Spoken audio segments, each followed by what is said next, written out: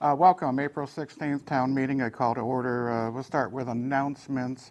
I just want to say that the Pioneer Valley Planning Commissioner, the Governor Baker, is proposing a new energy program. They're still working on it to the year 2030. And right now they may be down the road incentives to residents on heat pumps. Some of the other stuff we'll be talking about later as far as the recycling that was discussed. I'd also like to say thank you to the fishing game for an excellent fishing derby for all the kids in town. Thank you for all you do. And those are my announcements. How about you guys?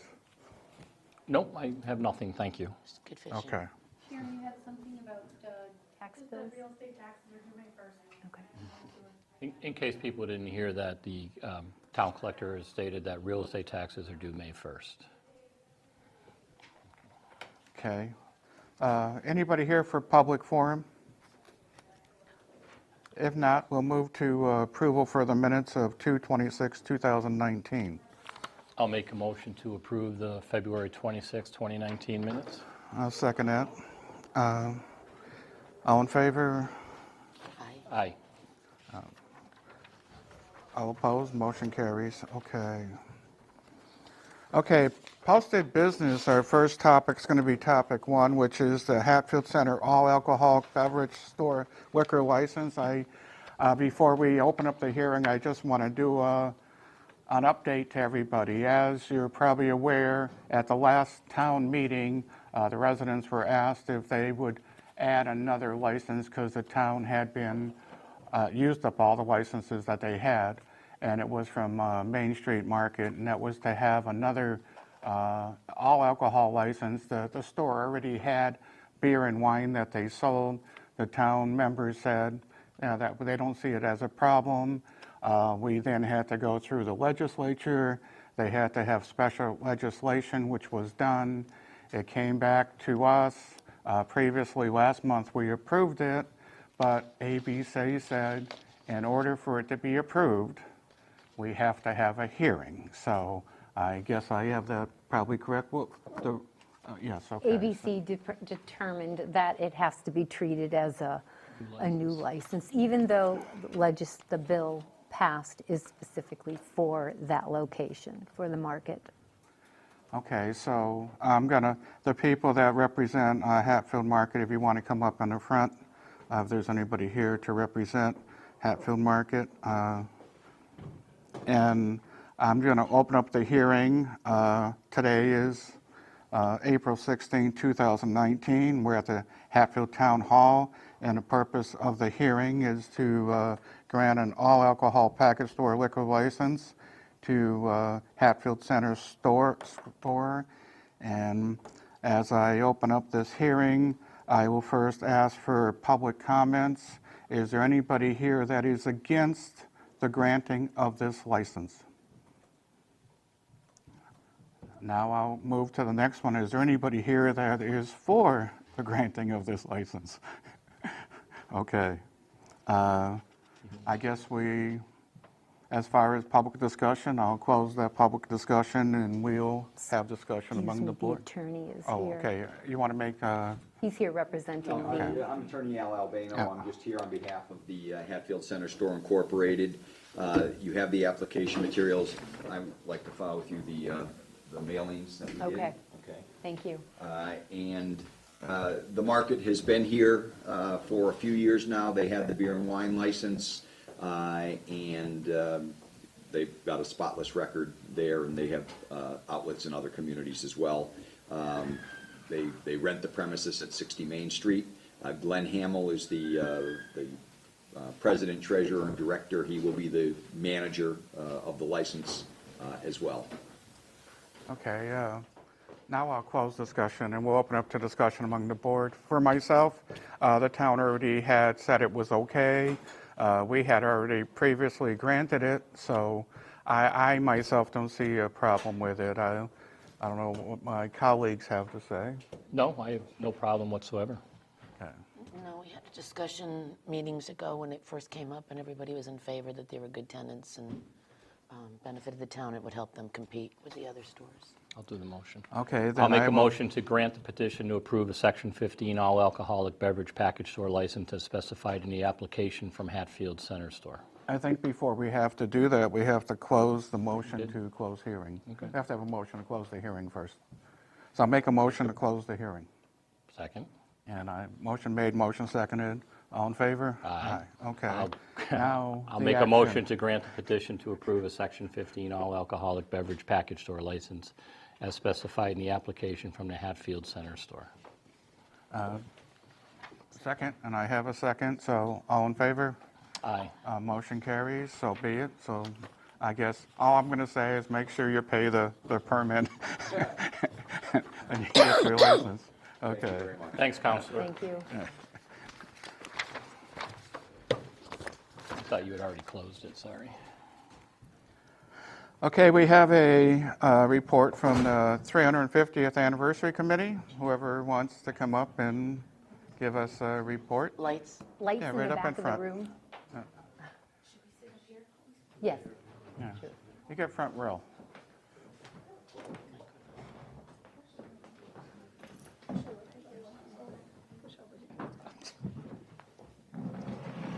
Musical chairs. Some decisions are really big and tough to make. Lucky you. All right, thank you for having us. Unfortunately, our co-chairs, Lori and Ed, are unable to make it, so you've got the four of us. Also, so I'll just kind of quick go down the line just in case anyone else. Cher Nicholas, Diana Zinal, Anna Holhut, also Mike Poshik and Lucinda Williams, and myself, Bobby Betzel. So first, we just want to thank the committee. We've been meeting now for about a year and a half, and things are coming along well. We're closing in. We're now 8 months away from the start of the 350th, and starting to realize how close it's getting, but things are certainly coming along. We also want to thank, we've had a lot of people who've come out to our meetings.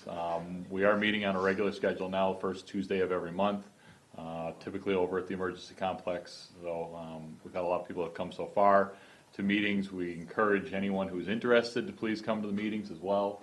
You know, obviously they are open, and we're looking for any and all input and ideas, and certainly volunteers. We'll be putting out more calls for volunteers as we move forward as well. We also have started up through our social media pages on Facebook and Twitter and Instagram. We're putting out calls for photos and calls for stories. We're trying to put together collections of old photos. We'll scan them, we'll get them back to you if you don't have them electronic. So certainly anyone that has that, reach out to us either through social media or through our website, hatfield350.com. And also stories. We want to kind of put together a collection of memories or things like that that people may have, and kind of mix those in as well. So anyone that has that, certainly reach out to anyone on the committee or through any of our channels. In addition, we've started to have conversations with a lot of the businesses in the area. You know, as we know, this celebration is going to cost a fair amount through all the different events that we have. So starting to have conversations with a lot of businesses, but if there's anyone out there that hasn't heard from anyone yet, certainly, again, reach out to us. We've got a lot of different things going on and ideas and that, which we'll talk about here in a few minutes. So we're looking for anyone who has on that. As far as events go, we have scheduled a lot of the major events, which we'll touch on a few of them here in a few minutes. But the general plan is that we're going to have at least one thing happening every month throughout the year. So it's going to kick off with the gala, which Diana will talk about here in a minute, and work throughout the year with some larger events and then also some smaller events. But really want to make this a year-long celebration, trying to partner up with a lot of the different groups in town and really bolster any and every event that's happening. So all that is on the social media, on the website, and more information will be coming out. We're going to start putting flyers out and hitting all the different channels with those. So be on the lookout for that. With that, I will turn it over to Diana to kind of talk about our first event, which is going to be the kickoff for everything. Right, so we're gonna kick this off right at New Year's Eve this year. So we're gonna start 2020 celebrating, and we have a gala planned. I'm the spokesperson for it tonight, but Anna and I are the co-chairs, and we've been doing a lot of planning and working hard on making sure that it's a worthy event for kicking off this really important milestone. So it is at the log cabin. We can accommodate up to 400 people. We are hoping to sell it out. We're actually expecting to sell it out. I think it will be a nice evening. So the dinner is going to be fantastic. We've picked out 3 great choices for entrees and all kinds of sides and all of that. The tickets will be $100 a person. There's 10 seats at a table. The first release of tickets will be full tables only, and we expect to release those starting June 1st. So we want people to be able to make their plans. We know for New Year's Eve, you may need to get sitters and all that kind of stuff. So we'll be sort of making this with a big splash on June 1st. The entertainment, I am really pleased and proud to announce, is Trailer Trash, which may not have the best name, but it's probably one of the most recognizable bands from the area. They play a wide variety of types of music, and I think they're going to make sure that we have a really fun night. Rumor has it the MC for the evening is Mr. Brian Moriarty. Is that true? That's what I heard. Yeah. So we're also going to have an auction. We're expecting to have some really nicer high-end items. This is designed to be a fundraiser, as is the gala designed to be a fundraiser. And we're hoping that, kicking it off that way will generate some money to, to support other events through the year. So what have I missed? Did wonderful. I think that's We're about it. excited. But it's going to be really great. Yep. So think about 9 other people you might want to sit with on New Year's Eve because, like I say, I think that, doing the first release as whole tables is probably the best idea for us. So people might want to be ready. Those will be done, that sale will be done through Eventbrite. Yeah. We'll make sure that it's on social media. We'll make sure we have information here about the website and maybe get on the town website and all the obvious avenues. And certainly for people who don't have access to those things and still want to buy tickets, they can see anybody on the committee or, go through one of you. I'm sure you could put them in touch with us to make sure that everybody who wants to get tickets. And then at some point, we will release tickets individually. So we just want to make sure that first release is whole tables for people. So do you have any, Great. there'll be valet parking, all of that. We realize it could be bad weather, but Mountain Road you can still access if you go down 91 and come back down. So the log cabin is always open. We blocked a room. We do have a small block of rooms We can get more at at the the D Hotel. And that would be, if you're interested, if you have any out-of-town guests or anything like that, or you're even interested yourself, you can certainly be in touch with us and we can let you know how to get one of those rooms in the block. And they are going to provide And- transportation right. back and forth. There'll from the be a event shuttle all from night the D long. Hotel to. And the rooms are very reasonable too. Right, right. So we think we've thought of everything. We've been, Very nice. Anna and I have been working on this for almost a year. Yeah, we're very Probably about a excited. year. We are very excited. We're excited to get that venue. Of course, we can't hold it here in Hatfield. We don't have a venue that large, that fancy, that can operate in the winter. So that's why we picked the log cabin. So if you have any other questions, otherwise just stay tuned for that release of tickets. And I would encourage people to buy their tickets as quickly as they can. I just have one question on the volunteers for the residents. What types of volunteers will you be looking for down the road? We are gonna have, pretty much you name it, we're gonna need it. With all the different events that are gonna be happening, we're starting up even early on here. We've formed a lot of our subcommittees. There's a lot of stuff still in the planning of the events, whether it be things related to the parade, things related to historical events, agricultural. So all the subcommittees in the planning stages are still looking for people. Once we start getting the events, every event's gonna have some type of a setup and cleanup. When parade day is gonna be a big one. We're gonna need a lot of volunteers on parade day. So that one will need people out along the route helping out, getting, groups coming in and out, any of that type of stuff. So there's really a lot of different opportunities, even when we start getting into things for doing mailings or for trying to get flyers out. It could be something as simple as going around town and posting up flyers. So there's really a lot of different options. It could be an hour, it could be getting on a subcommittee and meeting once or twice a month. So if someone's interested in being involved, let us know, and we can kind of point in a direction based on what they're looking to do. And hopefully at town meeting, the town will approve some more money for your committee. I'm gonna hit that in a minute. Because there's a lot of expenses. Don't worry, we're gonna that- talk about money. Okay. Bobby, could you just say out loud the date of the parade and the expected time Yep. frame for the kickoff for the people on TV? That, Yeah, so the major events, so we mentioned the New Year's Eve Gala, December 31st, obviously in 2019 into 2020. The parade, it will be June 13th, which is a Saturday, Elm Street to Main Street. We haven't finalized the time on that, but we're leaning towards either a late morning or early afternoon, kind of midday. We are partnering with the Strawberry Fest and the Cowpop Derby, or the Cowpie Bingo, I guess. So we're going to be partnering with them on that event. So that year it will be June 20th, so the Saturday after the parade. The summer celebration, which is still kind of coming together, it's going to be a big kind of a more of a family-oriented, fun day. We got some things we're working on pulling together. I think will be kind of fun, pulling back some more events from the past, shall we say. We'll leave it at that, which will be August 22nd.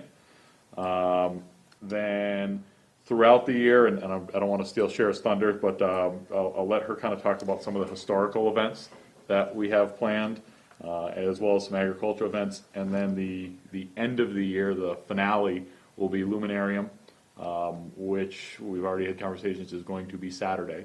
And that will be on December 19th, 2020. And at that night, we'll have the fireworks to cap everything off along with Luminarium. is there anything from the 350th and Luminarium this year? So we've had conversations with Fire already, and the plan is to move Luminarium to Saturday this year in preparation for the 2020. That way people are used to it being a Saturday and kind of are acclimated to it. And that's fine. I just think that's such a huge event in town, and when there were a few rumblings last year that it might change, but it was a little closer to the date. So I think once it's finalized with enough advance notice, and people can know, and maybe that's how it'll stay beyond our big birthday bash, but at least for the next 2 years, it's going to be on Saturday. Correct. Yep. Okay. So, yeah, They've been notified. yeah, Anna and I met, we talked, and we've got Yep. kind of everything in the works already. Yeah, to it was start the that. townspeople that Yep. had some questions last year, Absolutely. not so much the different groups that are involved, it was the Yeah, I actual, know already. yeah. The school Right. knows this, Yep. the high school knows. So, and we'll be Thank you. publicizing that both through, obviously through the town, through Yep. our group and everything well in advance, that way everyone's Sure. aware. There's no 350th events at Luminarium this year. Gotcha. They don't start until New Year's Eve. Thank you for the and then clarification. Go Yep. through the whole year. When we did the 325th, I know you guys were here. Were you here for the 325th? We were not. I was co-chair back then of the committee, and we only had a 2-week celebration. So this is really ambitious. This is a full year, and Sounds great. it's going to be great. We're really trying to make sure that we cover all the bases, that there's events that will appeal to everybody, that there's big stuff, little stuff, historical things that really highlight what's best about this town, agriculture, the schools, et cetera. Yeah. So it's been Maybe some been good surprises. fun so far. Yes. Yeah, it's awesome. Yeah, so. It's a lot of work, We're but very with that- It's a lot of work. Yeah. I was gonna say, Cher, I'm gonna let Cher kind of talk about, with Sure. a lot going on with the historical, obviously being a Yes. historical event. Right. So. So I'll let yes, you go. Sharon Nicholas, president of the Hatfield Historical Society. We are a 501c3 nonprofit organization whose mission is to tell the history of Hatfield through our programs, exhibits, and research. So we have a lot of events planned for 2020, and actually the one you had in March is going to change, but I'll talk about that. Yes, our first event is going to be in April, and it's going to be a historic Homes of Hatfield event. It's going to be very similar to the program event that happened both at the 300th and the 325th. We're really not sure if it's going to be a walking tour or a driving tour, but that's in development. And then in May, of course, May 31st, 2020 is Hatfield's birthday. The original proclamation for the town of Hatfield was May 31st, 1670. We have a few events planned for that month. One is what we want to call Incorporation Day, where we have a big event in town. And the original proclamation that was given to us from the General Court, May 31st, 1670, is read. And so we're trying to get input from everybody on that. So please, if you have any input, we'd like it to be a big celebration. In addition to the Incorporation Day, we're planning an event called The Crossing. As you know, we were residents of Hadley on the west side of the river, and we had to travel across the river every Sunday to attend church. And the residents on this side of the river petitioned the General Court to allow, quote unquote, allowed to be a town of themselves. So in celebration of this, the Hatfield Historical Society is going to recreate the crossing. We have a subcommittee building a boat, and so we want to incorporate that with some other events we're actually planning right now on May 31st, 2020. So that'll be the Incorporation Day. In October, we have 2 events going on. We're going to have 2 weekends where George Ashley is going to do some wagon rides in the center of town. And then on October 17th, that date is firm, we're going to have the Hatfield Cemetery Tours. 3 cemeteries are going to be, we're going to organize a tour for 3 cemeteries. One is The Hill, one is Main Street, and one is Brad Street. So the logistics about how that's going to work are being worked out, but we already have speakers at each of the cemeteries who either have researched some of the noted people resting in the cemeteries or who are current relatives of some of the people. So that should be a really good event because it'll be like people there actually at the cemetery speaking about some very notable people in the town of Hatfield. And then we're going to close the event in November with an event called 350 Years of History. So we're working out the details on that. Now, in addition to those program events, the Society's Museum will host 2 different exhibits that year. One is going to be called A Day in the Life Hatfield in 1670, and another exhibit which will be telling the story of farming in Hatfield. So this is what we have planned so far. I just want to say our membership is open to all. We will love people to contact us, like Bobby said, and if they're interested in working on any of these historical events, please give us a call, go to our website or our Facebook page, and of course, the museum is located on the 2nd floor of the Dickinson Memorial Hall, up top of the library, and we're open the first Saturday of every month and every Tuesday morning, well, Saturday morning. So, yeah, give us a call if you want to be involved in any of these events. We have a lot of subcommittees formed, and the work is ongoing to really plan the logistics. And any input, be great if you could give it to us. Thank you. How great is that? That's awesome.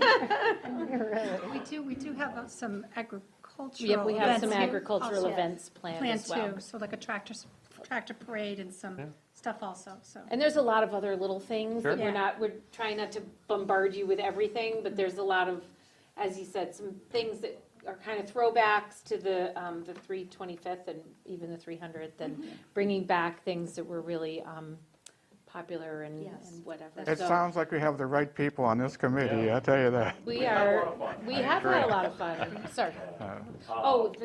Yes. Anna was mentioning the calendar. We should probably Yeah, talk so about the that- calendar. That's probably. So, a couple things, one echoing chair, so again, I'm Hatfield350.com.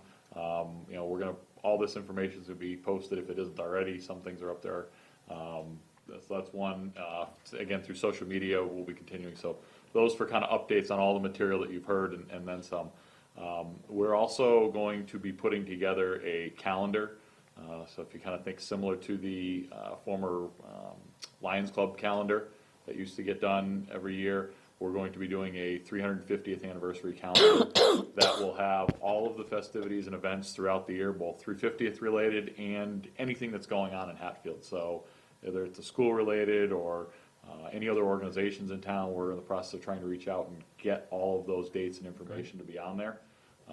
So There's going to be historical dates on there, right? Yep. Yes. Important. Everything, yeah. anything Notable that's going on in dates, Hatfield, yep. we want it on there for that Right. year.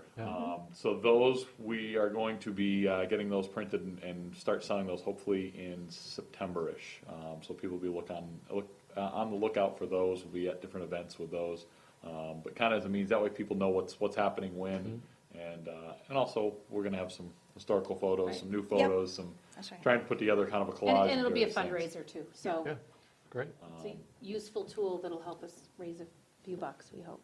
So before we get to the one thing on the money, I guess, is there any questions, thoughts, comments from any of you or anyone in the audience or anything? I guess, Sounds like you're doing a great job. That's all I'm going to say.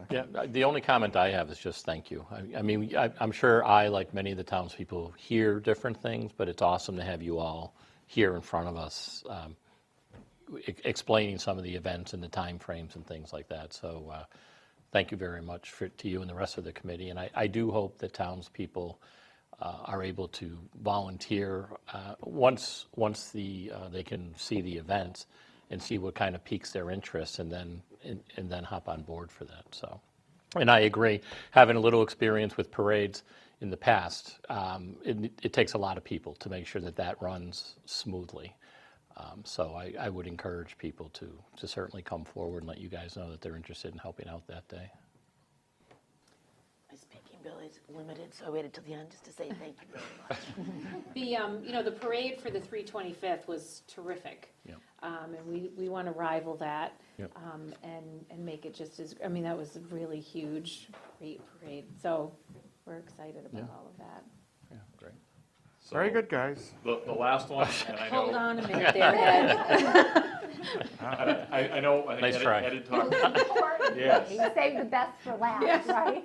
I think Ed had talked to you, Marlene, about the article. So last year, we had brought forward an article to this Board of Selectmen that we're looking to do a 3-year article for $25,000 a year.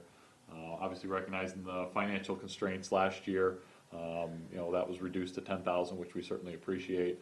But we would like to continue with year 2 of that, hopefully with your support to put that on the warrant for town meeting for this year. As we stated last year, our intent, we're going as much as we can on fundraising, and we hopefully won't have to use any of that money from the town. But a lot of the things as we get started here, we need money up front to start doing some of this. We've got some money coming in already, but Seed money. yeah, it's ultimately the goal is once everything is done, any money that is left, if it come from the towns, from the taxpayers, that money, the way the account's set up, would roll back to the general fund. So hopefully there is money that'll go back, but we would like to hopefully get your support to put that article back on for town meeting for this year. And right now, it's Article 28. Perfect. Thank you. We did leave from the 325th, we left some seed money for the 350th, and we would hope to do the same thing also again for future celebrations. Are you going to talk about fundraising? I hit it already.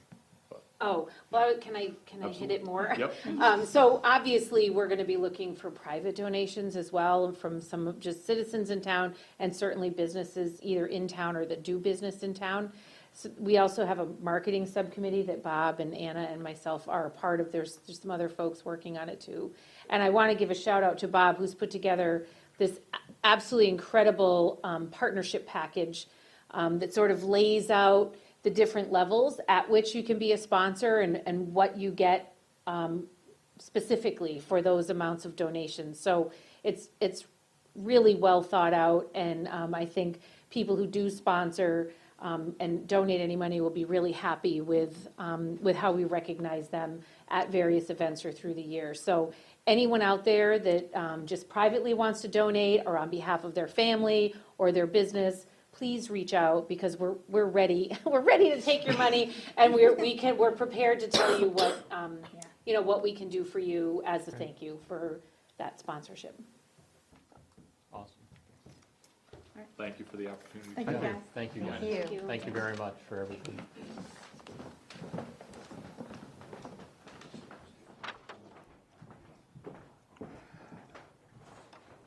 Is there anybody here for Pioneer Valley Habitat for Humanity?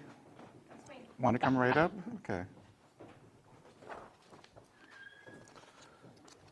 Right now, there is a request for a one-day liquor license for the Pioneer Valley Habitat for Humanity at RK Miles on Tuesday, May 7th, from 6:30 to 9 p.m., and it's a fundraiser, correct? You got it. So Pioneer Valley Habitat for Humanity builds homes in Hampshire and Franklin County, and we have been doing a spring fundraiser, not as dramatic as your whole year-long events that are upcoming, but a one evening after work get-together for people to support the work of housing their neighbors, and we've asked RK Miles to be our host this year. So it's an informal setting of a lumber yard, but that's kind of in keeping with Habitat for Humanity and what we do.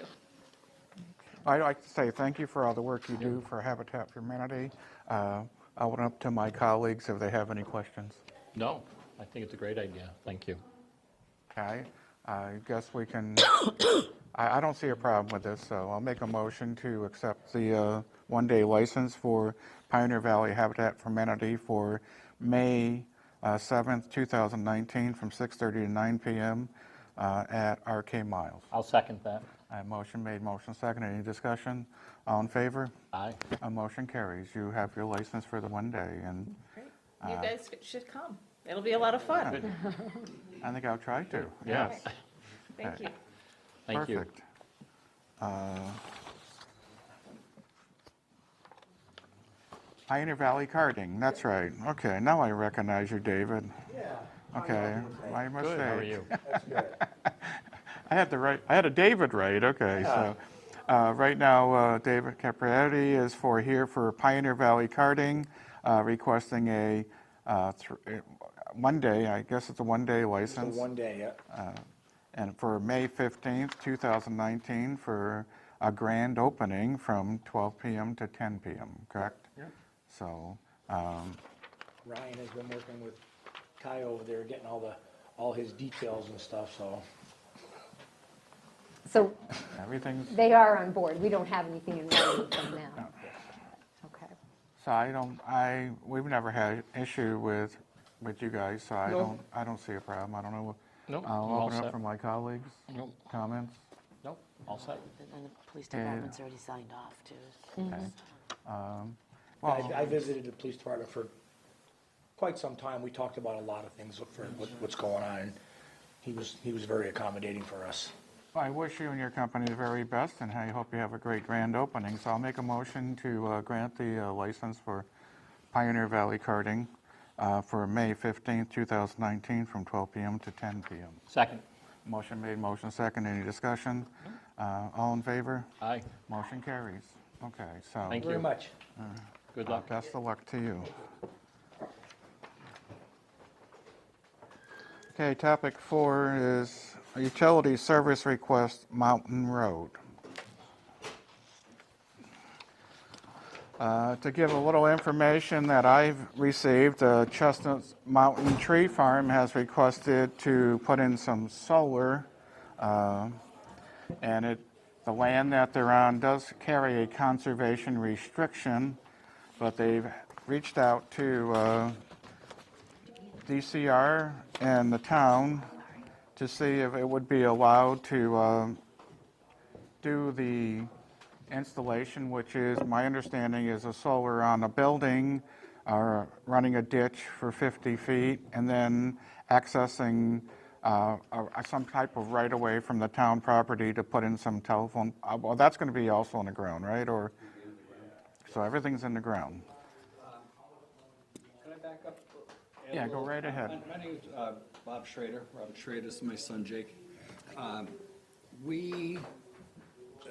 You're our partner with the property on Mountain Road. Our property is 133 acres. The conservation restriction is held by DCR. They'll always come to the town to ask your opinion on any request to amend, deviate from the terms of the conservation restriction. What we would like to do ultimately is to be able to run power to the building we have on the farm, which is a utility building. It's a approximately 1,000 square foot building that we use as a shop. We also use it for Christmas tree sales during that time of the year. Under the terms of the conservation restriction, to run a trench, any sort of a trench on the property, to put solar energy on the building requires permission from a DCR. It's a variance from the conservation restriction. So that's the primary request. The second piece of the process, which I tried to outline in the letter, is that if we're approved by DCR to be able to put in the trench and put on the solar, then we would like to run the power would need to be run on town of Hatfield land, which I'm not familiar with where the power would normally run, but DCR would not agree to trenching what would be essentially about 1,300 feet from where the power currently terminates to our building. So- Okay, Marlene has been in contact with DCR, so I'll have her comment now. Okay.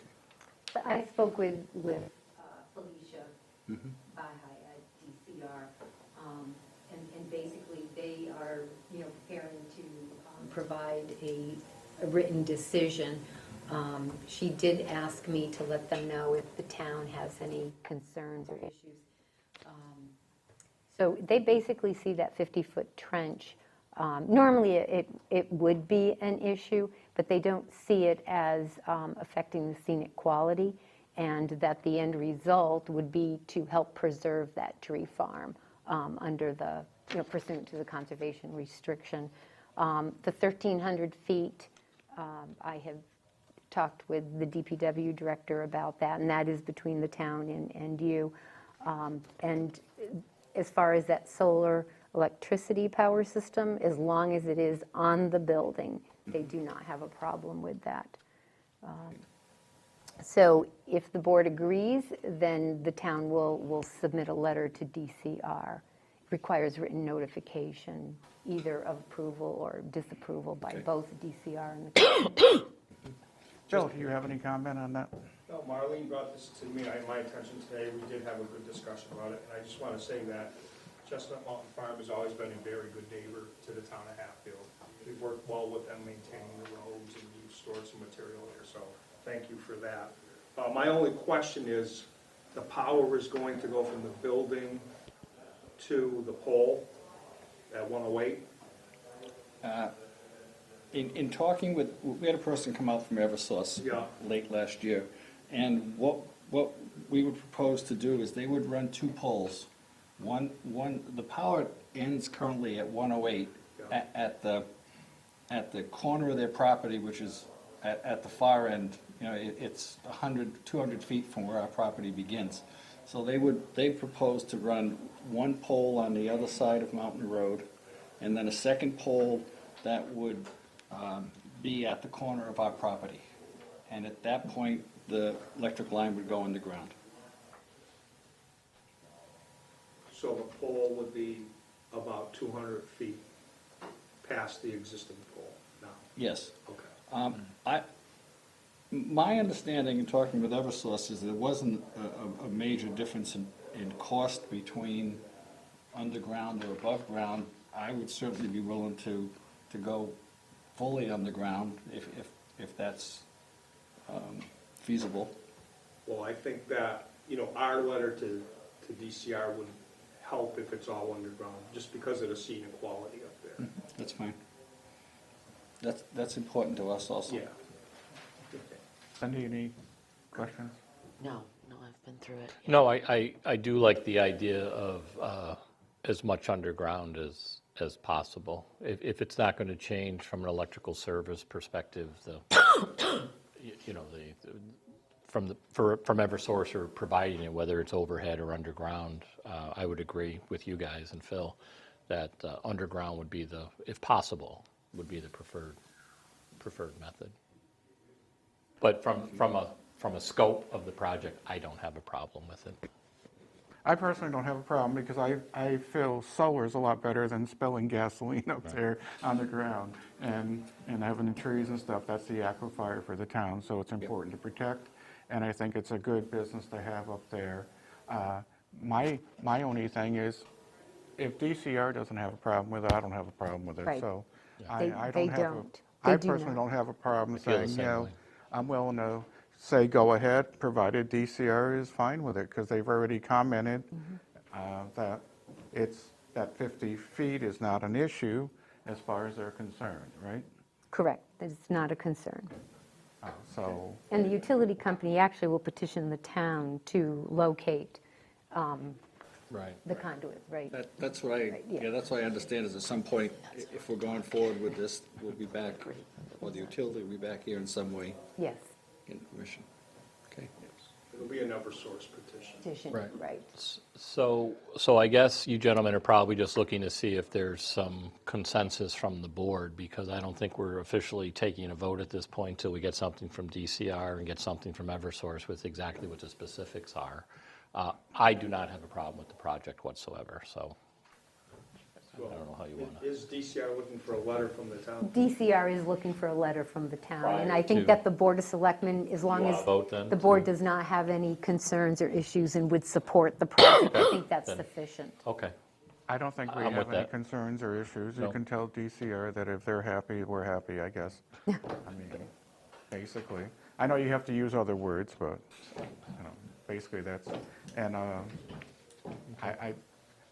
do we need a motion on this, or can we just? just a consensus is good Certainly enough. doesn't hurt if the board wishes to do that. Okay, I'll make a motion to contact DCR and tell them that if they're happy with it, we're happy with it, Second. I guess. Okay, motion made, motion second. Any discussion? All in favor? Aye. Aye, okay, so we'll notify DCR that we don't have an issue as far as the town of Hatfield. Thank you. You're welcome. Very good, thank you for your All time. right, You're welcome. Good luck. have a great day. All right. Appreciate it. Thank you. Okay, we have a request for Election Day bake sale from the Real Folk Society, which is always wonderful to see them continuing with. So I'll make a motion to grant permission to hold a food sale at Town Hall on Tuesday, May 21st, 2019, the day of elections. Locations at the Main Street entrance area. Time will be 8:30 a.m. to 1 p.m. for the Real Folks Society. Second. Motion made, motion seconded. Any discussion? All in favor? Aye. Motion carries. Okay. Just gonna abstain because I'm involved in it. Okay. Next, we have topic 6, Western Mass Regional Recycling Program. I don't know who's going to come up. Phil's going to come up here. I do want to make a comment on this. I was at a Pioneer Valley Planning Committee meeting this week. I did talk to a former regional director for recycling, and he mentioned that towns have to be aware that coming at us is instead of getting money for recycling, we may start having to pay. And one of the major reasons is actually China and the tariffs that have been imposed on China. They're not purchasing the stuff like they used to. So that was part of the discussion. I think Phil can elaborate. But right now, Phil's going to discuss our recycling program and what's being presented to us. Well, I'm going to really turn it over to Garrett because he's taking the lead on this. He seemed excited to take on a project, so he's been doing a good job attending a lot of meetings about it. As you know, there's an article going on town meeting floor for a 10-year contract for, it won't be the MRF, I don't think. It might be the MRF. Right. The current contract expires June of next Right. year, right? DEP has put this out to bid. So DEP is encouraging all communities to put it on their town meeting, their annual town meeting, so it'll be in place in time when the current contract expires. So you're not scrambling around holding a special town meeting, just for that purpose. 10-year contract. It'll be another 10-year contract, correct? Yep. Correct. And I know Marlene's been, And there's an option to extend that, correct, for 5 years? Yes, okay. And I believe the contract has to be in place in December of the end of this year. Is that correct? Okay, that's what I thought. That's why they were asking, you know, if you can get this on your annual this year, then you'll be that much right, farther because if you ahead. don't, you'll have to have a special town Town meeting meeting, once right. once it expires. Right. So as far as the recycling program, it's a hot topic. That's all I can say. It's a hot topic now. I mean, when we were receiving pretty good money for recyclables and everybody was recycling as they should be, you know, sometimes the tonnage was $20, $25 a ton. Today, it's currently $8 a ton. So it keeps dropping off, and then everybody that jumped on board with the single stream recycling, which everybody thought was the best thing going, now receives $0 for their recycling efforts. So Things are gonna change. Well, I mean, if we join this program, or rejoin, Yes. either way, the future right now is saying we may have to start paying for it. So we may have to have a future discussion on how we're going to deal with You're that. definitely going to. But now is the time to talk about this stuff, because it's gonna change quick. Yeah, 2020, it's still a ways away. This has to be done, you know, the more we get closer to the deadline, the more you're gonna know. They're gonna give you more information about how to do things. Is there a lot of stuff out there now? I mean, they have all kinds of information, but the recycling part of it, it's gonna cost. I just don't want to go back with people and having to pay, they start throwing the stuff back in the woods. I mean, sort of that's That what happens was all the time. happening. Yep, absolutely. So, Yeah, I mean, we won't know, you know, if in fact the charges will come or what they're gonna cost, or, From what I hear though, when they sign the contract, it could stay the same. Chances of that happening, probably not gonna happen. It's gonna change. It's gonna cost. It's gonna be a cost. Over the 10-year period, you mean it'll continue it to, will. okay. so are you sort of saying we're locking into something, maybe that's a good thing? Yeah. Okay. yeah, I mean, pro recycling, there's, we have to have a place to bring our recyclables. exactly. What the cost of that is going to be, who knows Right. at this time? We don't know I don't that. have there's no We numbers. don't know. Yeah. Unless something changes and all of a sudden people need recyclables, you might go back to getting something for your recyclables, but not all the discussions we're hearing that, you know, that it's not gonna happen. That you're gonna end up paying a fee to haul recyclables to the recycling contractor. Because right now, you're paying a fee for the different types of recyclables, meaning cardboard is one thing, plastics is another.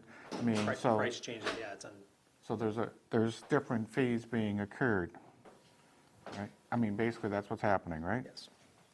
Basically, yes. Did they talk anything about, I was reading that they're talking about not having returnable bottles anymore, that it all go in the recyclables, because it ends up there anyway? Because that would increase the amount of plastics we get in metal we have too. Does Is that look I like it's mean, going to happen? there's been a couple shows, actually, some things they've had on them, on TV to tell people how things are going. Is that gonna happen with the bottle bill? Like, They didn't say anything about that? not that I've, but it's not, I mean, that's definitely possible. Because that would increase it quite a bit, I would think. Yeah. So I think in the years to come that, you know, it's something that's gonna have to be watched closely. Because right now, we separate all the recyclables, which is a good thing. And then when prices were up, it was even a better thing, because you were getting money for, you know, cardboard, plastic, glass, whatever. And a lot of people now went into the single stream recycling, I think, looking at down the road saying, well, if the fees go up, I'm only hauling one container instead of four. The cost of hauling that container is only one compared to 4 times for your separate thing. So, I mean, that's something we'll have to look at as time goes on to see what the costs are. But we won't know that until, The closer you get to the deadline, the numbers start coming about. People Now, are if the thinking tariffs it's that get time. lifted, could that change the game again? It might, but what's happens is they buy it from other, you know, so China's not buying it from us anymore, recyclables. So India has plenty, so they feed it in. So we lose out, because India has plenty of plastic. Apparently they're buying it for pennies on the dollar there, so they can get it. It's not as clean as ours, but they got more of it. So that's how, I mean, and it's funny to all the conversations is that they want you to recycle. They don't want it in the mainstream trash, but there's gonna be a cost associated with doing that. So, you know, it's hard to sell that, you know, we wanna recycle more and more, but there's a cost to doing business with that. It's gonna be a cost of doing business with that. yes. And I do attend the Pioneer Valley meetings, so if anything comes up, I mean, I have pages of information with numbers and how it's all broken down. If anybody would like to see that at some point. I mean, some of it's pretty interesting, actually, how they do it, but the meetings are very helpful. They hold them in Springfield at the thing, I've been to them, so. Garrett has been in touch with the Western Region Recycling Coordinator, and I have been in communication with DEP, and actually I was talking to Garrett and Phil. There is a grant that I'd like to see the town pursue, but there's some steps we need to put in place before we submit a grant application. So we're going to be following up on that, and grant application deadline is in June. So, you know, we have some time, but as long as we're being proactive between now and then. And their grant program is it's excellent. They have a Right. bunch of different things and different Right. kinds of Yeah. grants that you can get for numerous things for the transfer station. They provide assistance with recycling Absolutely. and equipment improvements. So we're looking at both. Yep. Improving It's a how. good program, and I think it'll work. You just gotta, I mean, just gotta stay after it, but I mean, we're looking to do I don't mind. business in a better way. That's what we're really looking to do up there. You know, and I think the big thing now is, you know, to put the article at town meeting and, you know, to pass that article, because you don't want to be left out if they're going to support a 10-year contract, and then now if you don't do it this town meeting, then what are you going to do when Right. it runs out? So, Right. I mean, I think, you know, I got to say that DEP was pretty Yeah. forwarding with that information to say, you know, it's a good idea to do that. Well, I think it's important that in reading the letter, it really doesn't kick in until June of 2020. But you have to sign up by December of 2019, which means our Correct. town meeting in May, you know, has to line everything up Right. in order to move forward, so. And they set a platform, right, on the letters for town meeting platform? Yes. With how they Yes. want it, yeah. Yep. I already reviewed that article Yeah. with town council, and We have the article ready to Okay. go, but yeah, But it's on thank the you for the warrant. overview, so hopefully people will see that, and if they have questions, we can certainly answer them at town meeting. Well, thank you for the update on that. And that was your excited look, right? Perfect. Okay. That's all I have. Yeah, I think that's it, thanks. Because we don't need a motion from us, because it's going to be an article. Correct. Right. Thank The you. article's there, and thanks for all you do. Yep. Okay, we're going Thanks, to move to Phil. topic 7, town administrator report, so I'll hand it over to you, Marlene. Okay, Phase 2 Town Hall renovations project update. In your packet, there's a copy of a letter that was addressed to the Architectural Access Board, and this was, you know, a result of our meeting a couple of weeks ago with the architect, and just an update to the state that we are moving forward with the project and funding is in place.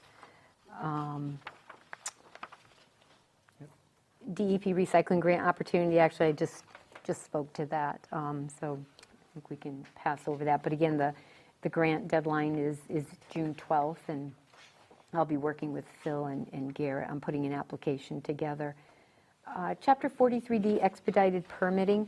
The town in 2014 accepted the provisions of Mass General Law, Chapter 43D, expedited permitting. That's all the town did.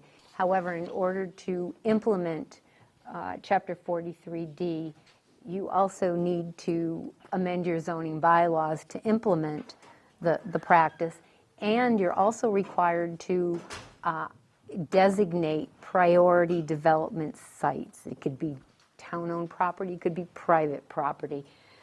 So we had discussed this several weeks back, and I know that a conversation with Mass Works, this is something that would be positive for the town going forward with our grant application. But just to make the board aware that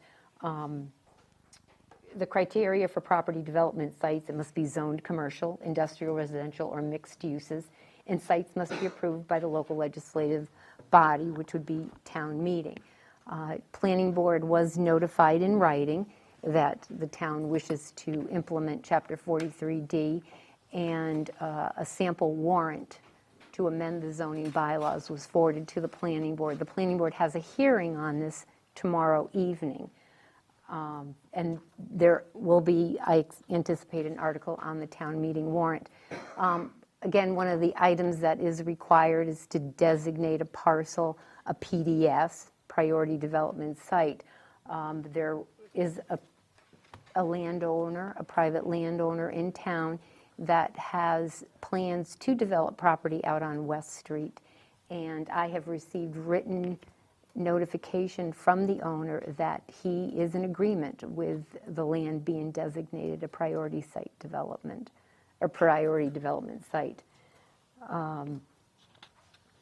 So those, we'll be doing 3 things under one article at the annual town meeting, is voting to accept the provisions of Chapter 43D, implementing Chapter 43D expedited permitting by amending our town bylaws, and designating that parcel of land as a priority development site.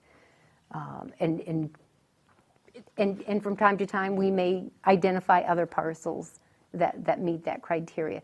But what Chapter 43D does is, within 180 days, it's an expedited permitting process. You know, it's transparent, and it's not intended to bypass our existing zoning bylaws or permitting process, but it just enhances, you know, the whole Yeah, it just makes it, process. so you're making sure you do things with 180 days.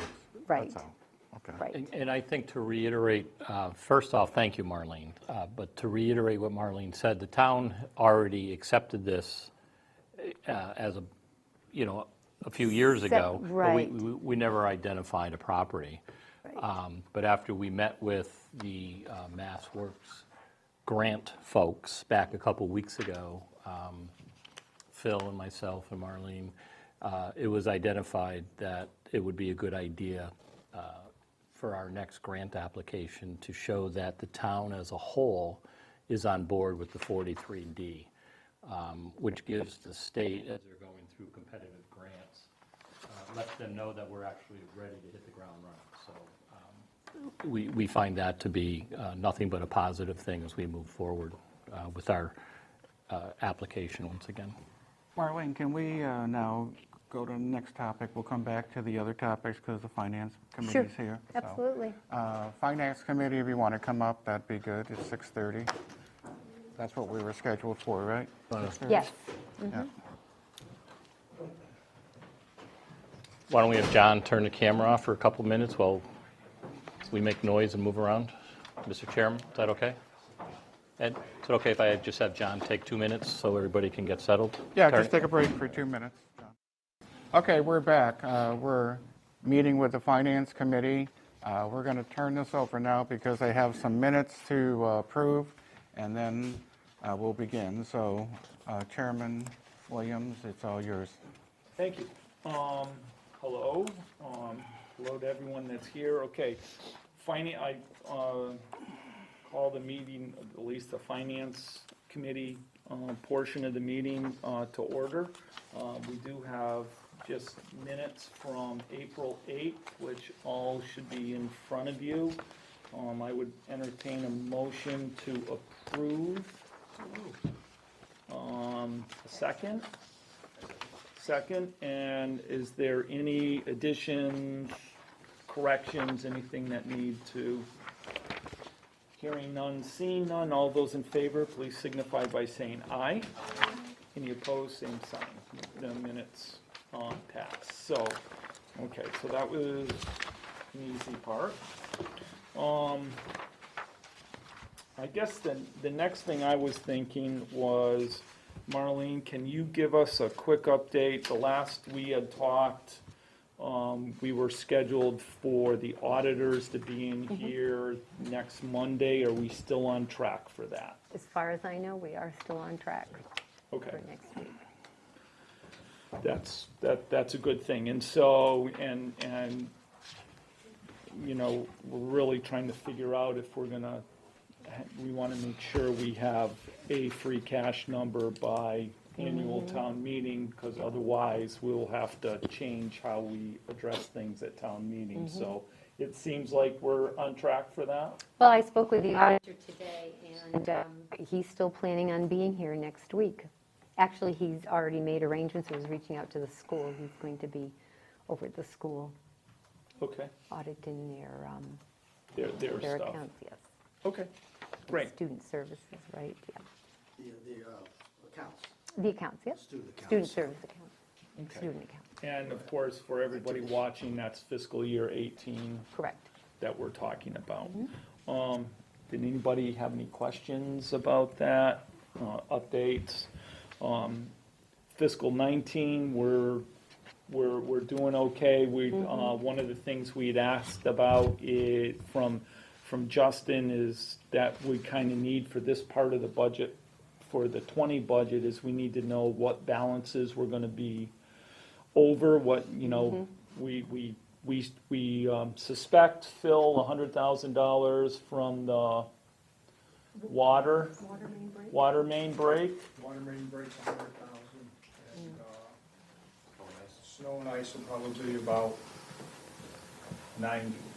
Okay. So, Okay, so that's good to know. And then we know with Bay State, we're gonna be over by, and I don't remember what that number is, $30,000 or $40,000 maybe? A little more than that now. We still have some more time Right, before the fiscal year ends, but I will be touching base with Justin regarding potential FY19 shortfalls. Actually, departments just received their expense reports through March, mid-March, anyway, I believe, or Okay. the end of March. And actually, Phil and I had a conference call with Bay State earlier today. There were some adjustments, and other departments are experiencing issues with invoices charged to the wrong account, but we're working through we're those. working through that. Yeah. Okay, So departments, are certainly following along with their budget balances, and if any departments are aware or anticipate a shortfall, I need to know that as soon as possible. okay, yeah, and yes. And so I'll be working with Justin as well, but Okay. departments need to communicate with me Yeah, about and that. certainly from our point of view, from Finance Committee, and the Select Board, sorry, and for all of us up here, we need to know those numbers, so we can put those into the budget. Anyway, John, you're still at the 60,000 mark for sped, because you haven't had confirmation that We're- the fiscal year 19. We're in the process of reconciling our numbers for fiscal year 19. So at this point, yes, we are. okay, I'm hoping as we get a little bit closer that perhaps we might be able to cover some of that, but I cannot guarantee that at this point. but right now, we should figure 60,000 for this, for As of additional today, you sped should, costs. yes. Okay. Any other questions, anything else that I missed on 19? And Marlene, you said you didn't have a number for Bay State Municipal Accounting Group? No. Okay, No. thank you. Well, I mean, I do have it. I didn't bring it with me. Okay. But I know that's going to continue that deficit's going to grow. Okay, We're not yeah. done yet. Just trying to keep it running Just tally for here. the record, right now, fiscal year 18 has not been closed yet. I mean, yes, we are planning on the auditors next week, so 18 should be closed out this week. Okay. Okay, that's good to know. Okay, so next, I guess before we're gonna go to John and other departments that want to hear, but I thought maybe we would talk just a little bit about what we've put together for the 2020 budget. And it's a new spreadsheet, it's a little bit different than what we've, but I actually like it. And so really and truly, what it comes down to is, the Finance Committee, we estimated, and this was several meetings ago, we estimated that between last year and this year, we get a 2.5 increase for taxation. We get $50,000 for additional growth. That's the number we're using from the assessors. So approximately, we have $300,000 more of money to spend this year than last year. Marlene has been working on the budget, which is should be in front of you. As added, there are certainly some costs in there, that insurances and things that had to be put in that are going up no matter what, that are part of the budget process. Anyway, but right now, our so-called excess levy capacity is about $237,000. So I just wanted to mention that to give everybody an idea of where we, the Finance Committee, are coming from as we go forward in the budget process. And, you know, we all know, we just talked about some big numbers, 100,000, 60,000, maybe another 30,000. So But that's on the free cash side, not on the if taxation we side. we could spend that on the free cash side, but either way, that money will have to be accounted for. And the hope is that we could do it on free cash. So, anyway, and I have I have one other crazy thought, but I think the best thing to do now is, we wanted to give John, the school department, a chance to talk about their budget, and sorry, John, you're the biggest budget in there, and so, I know you've been working hard at it, so. Not alone. A lot of help. I do have a visual handout. Thank you. Did I miss anything? Is that, okay, I think you hit all the that's all I wanted, yeah.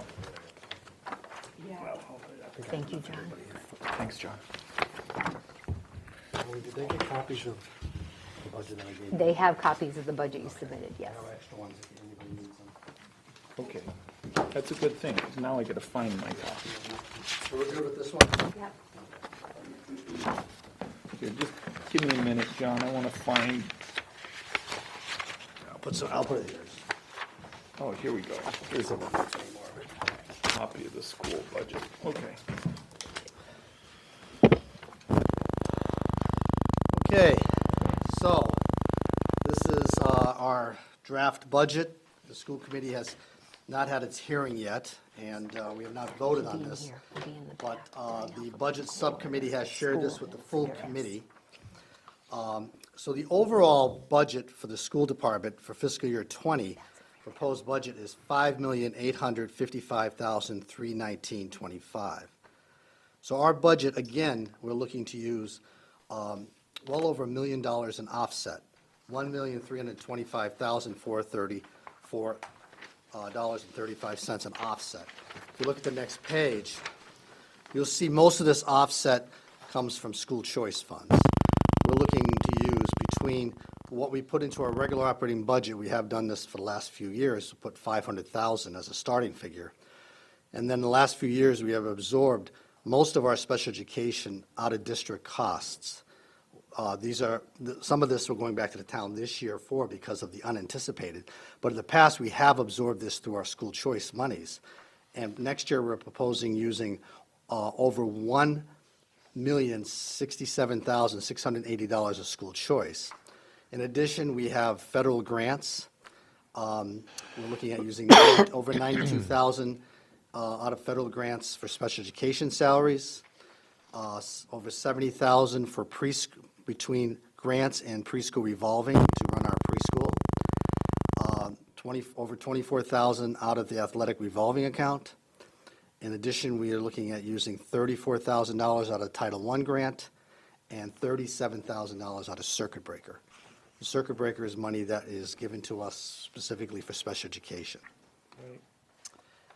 If you look at the chart below, I've broken down our revenue sources by percentages. So school choice, we're looking at about 18% of our budget funded through school choice, another 15% from Chapter 70, and 5% from our grants and revolving accounts. So looking at property taxes, we're looking at about 62% of the entire budget coming from property taxes. So I think that's really important just to emphasize that we're beginning this budget process by actually paying for quite a bit of this from other than towns. So, can I just ask a quick?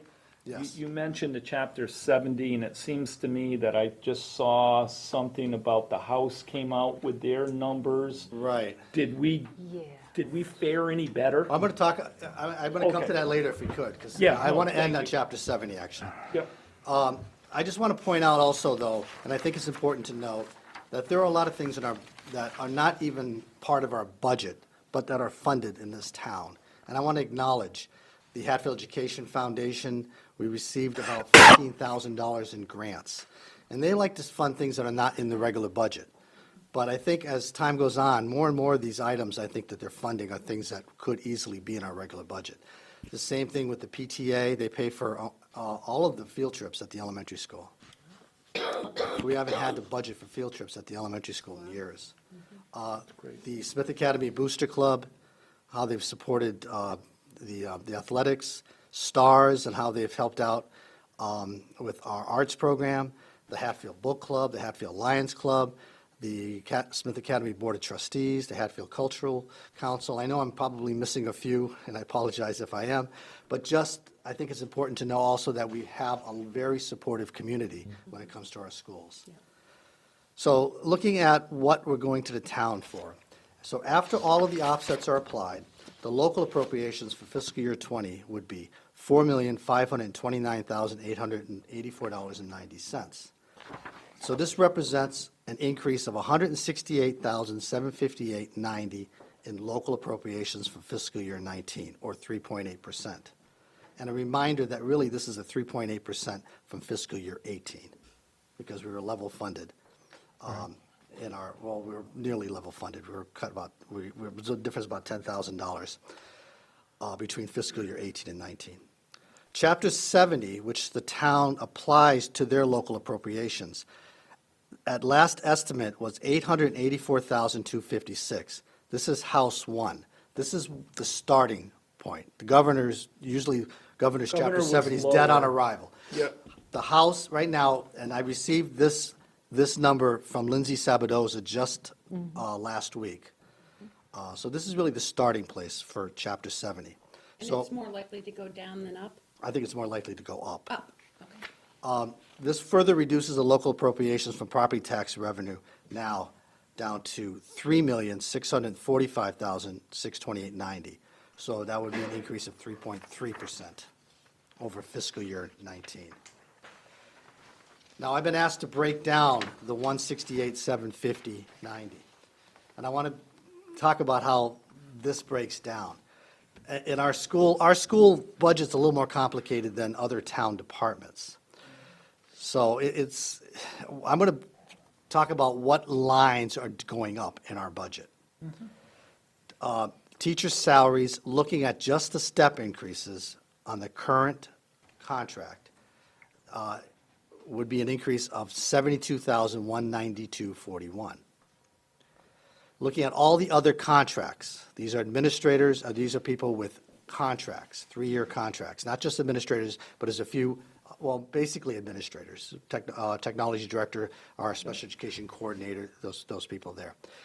That's $5,773. Yep.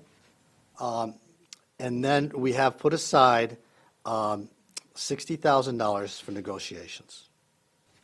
Yep. In addition to that, now, if you look at what is going towards salary increases for non-union staff, it says 0. We are looking to give everybody an increase. We have step increases built in, which really kind of coincide with like a COLA.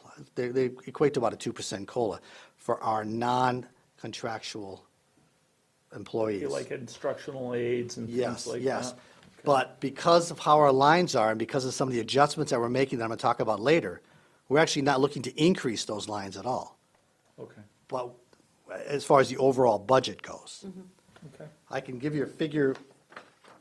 It would be actually $7,851. $7,851 is what it costs to give all of those non-contractual individuals what would equate to a COLA. Yep. Though we're absorbing that within our regular budget. Other budget, yep. Your expense lines. Exactly. And I want to just caution that some of these figures are tentative because we are still in the middle of negotiations, collective bargaining negotiations right now. So again, some of these are figures that we use for planning purposes. Okay. The chart below, I've outlined percentage-wise where our school expenditures are going to, and these are very, very broad categories. So 25% of our entire budget is spent on special education. This includes students that are educated in our schools as well as students that are educated out of district. This is all of the salaries of our special education staff and support staff, as well as tuitions and transportation. So 25% of our budget immediately is tied up with what are entitlements. And that's probably, and that's higher than normal? I mean, that always depends on the amount of sped kids that you have. Is that correct? I mean, Where it wavers from year to year is really with the audit district, which I talked about at our last is meeting. the audit district. The audit Okay. district, right. Yep. Yeah, with the number of special education teachers we have, paraprofessionals generally, they may vary from year to year, but overall, we've been pretty consistent with the number of paraprofessionals, teachers, support staff. Where that would vary and where we anticipate, where we try to work on trying to bring students back because it's more cost-effective, obviously, to educate within our schools. But because of our size, some of the challenges I talked about at the last time I met with you, it's not easy for us to always do that. Then another 49% of the budget is tied towards really what our teacher and regular education salaries. Then if you look at 8% administration, 7% building maintenance, and all of building maintenance is completely out of school choice. Athletics is completely out of school choice and athletic revolving. Those areas there we have traditionally funded with school choice money. Transportation, that's our regular buses, our yellow school buses, 3%. So then when all of that is said and done, 5% of the budget is everything else. That's instructional supplies. That's professional development. That is all the other expenses is about 5% of our budget. There's not a lot of discretionary money really in this budget. On the next page, just a quick kind of a snapshot of, and this is the work of the budget subcommittee that's been working on. And we think we've done what we can, knowing the situation in the town, as you described it earlier. We try to at least look at having what is a responsible budget. This budget does add a second first grade teacher. This year, currently, we have one first grade teacher. It's the only grade that we have just one teacher at. We are looking to add a second first grade teacher. But we are looking to eliminate a preschool teacher. This year, we're running 2 preschools. Next year, we'll only run 1 preschool. So in a sense, our staffing is staying the same. We are looking to eliminate a drama teacher at Smith Academy, and you see a savings there of a little over $14,000. This is a position that we added very recently, 2 years ago, 2 or 3 years ago. It just does kind of coincide with the fact that our current drama teacher is not available next year to teach this class. So we are going to look at other ways. The musical will still go on. The musical's always gone on. And we're looking at other ways that we might be able to have drama there that might not impact the budget directly. There are some nonprofits out there. There's some ways that we might be able to continue a drama program. We did move a couple of stipend positions into grants and revolving accounts, just kind of adjustments to the schedule, to the overall budget. What's a stipend position? Stipend positions, the actual stipend position that we're looking to pay out of a grant next year is the middle school coordinator. It's a position that was added years ago. We do not have a lot of layers in Smith Academy. We don't have, or in our department, we don't have department heads. We don't have curriculum coordinators, those type of things. But we try to maintain a school within a school at Smith Academy. And it is important that we have a middle school team leader, is basically what it is, to be able to function, that middle school, be able to function. And that is a small, and that's not, that $3,845 also includes the coordinator for the talent show, which we're going to move into a revolving account to pay for that. And then we're going to pay for the middle school coordinator, middle school team leader, out of a grant. So that's additional money that we pay to an otherwise full-time teacher? Yeah. Okay. It's a stipend position. Okay. We will be moving part of a reading teacher salary into a grant that we received recently, so $15,000. which we are able to do. And the reason we can do that is because this teacher a couple years ago was actually paid out of a grant, a Title I grant that was cut. And I was able to move her into a different grant. We have to be careful because when it comes to grants, because we can't be supplanting. We got to be careful. But I was able to justify it because this was a position that at one time was paid out of a grant. So I had a conversation and I was able to do that with the Department of Education. We did look to reduce 2 half-time paraprofessional positions within our district. We have a savings there, and that's sort of looking at trying to restructure a little bit. And one of the things that we are looking to do, which is pretty exciting actually, is we are looking to share BCBA next year with Union 38. What's a BCBA? Board Certified Behavioral Analyst, if I'm saying it correctly, I think. Okay. Basically, right now, because of our needs at the elementary school, primarily at the elementary school, we have had to contract for BCBA services at about $125 an hour. And so we looked at our needs next year, and we were looking at probably having to spend about $50,000. So we reached out to our neighboring districts to see what their needs are, and we learned that Union 38 has a need for a BCBA halftime. We have a need for a halftime BCBA. We're going in on it together. Great. So it's going to save us about $20,000, a little over $20,000, based on what we're hoping to be able to hire the BCBA at. So we're going to be interviewing that position together. John, who writes all these grants that we're benefiting from? Well, a lot of these are entitlement grants. So, Oh, yeah. so you get So them. I'm the one that prepares, with the exception of the Title I grant, which is done by Jen Chapin at the elementary school. Yeah, the other ones, that's part of what I do. The competitive grants that we get, we just received actually a competitive grant recently. A lot of that work went into it. That was Jean Hobby, our nurse. But the problem with some of these competitive grants is, again, it goes back to that supplanting. Yeah.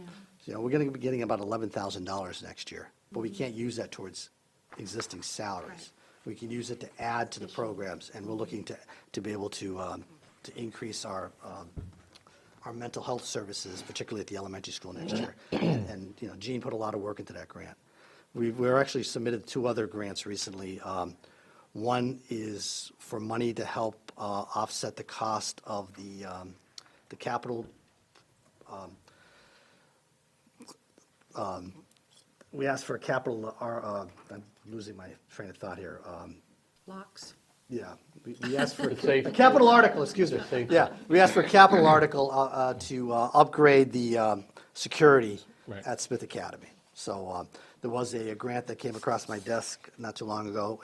So we're asking for about $25,000 to pay for the lock replacement at Smith Academy. So I'm hopeful for that lock, as well as the blue lights that everybody's been Yeah. talking about, the little blue Yeah. lights. So hopefully we'll get that. And we've also been contacted recently about a grant at Smith Academy. It's $7,500 a year for 5 years, and it would be used to provide professional development, a stipend, and some release time for our middle school teachers and our technology director and our high school librarian to get trained in technology curriculum that we'd like to start implementing at Smith Academy. Wow. And this is a grant that is specifically designed for rural schools. So we were contacted to apply for this grant. We were encouraged to. So I'm hoping that that comes through as well. We won't know that till October. So, you know, some exciting things happening with these grants, but they do take time. And Yes. larger districts have people whose full-time job it is Yes. assistant superintendents, curriculum coordinators, who spend all their time writing grants. The other thing about grants is there's a few grants out there that we just do not apply for. We just do not qualify for. Mainly, a lot of it has to do with our socioeconomic situation here in Hatfield. And other issues sometimes come into play with our capacity. Yeah, one thing we do look at with grants is, there's 2 things I generally look at. One is, are we capable of being able to administer this grant once is it going to actually add more work to somebody Right. that in the long run, we're going to be paying somebody more time to do something. And the other question is this a grant that we are anticipated after the first year or 2 years to absorb into our regular budget? Right. And there are some grants that they give you money up front, but they expect you to have that as part of your operating budget. And that is something that we can't always agree that we can do. So sometimes we have to turn down grants.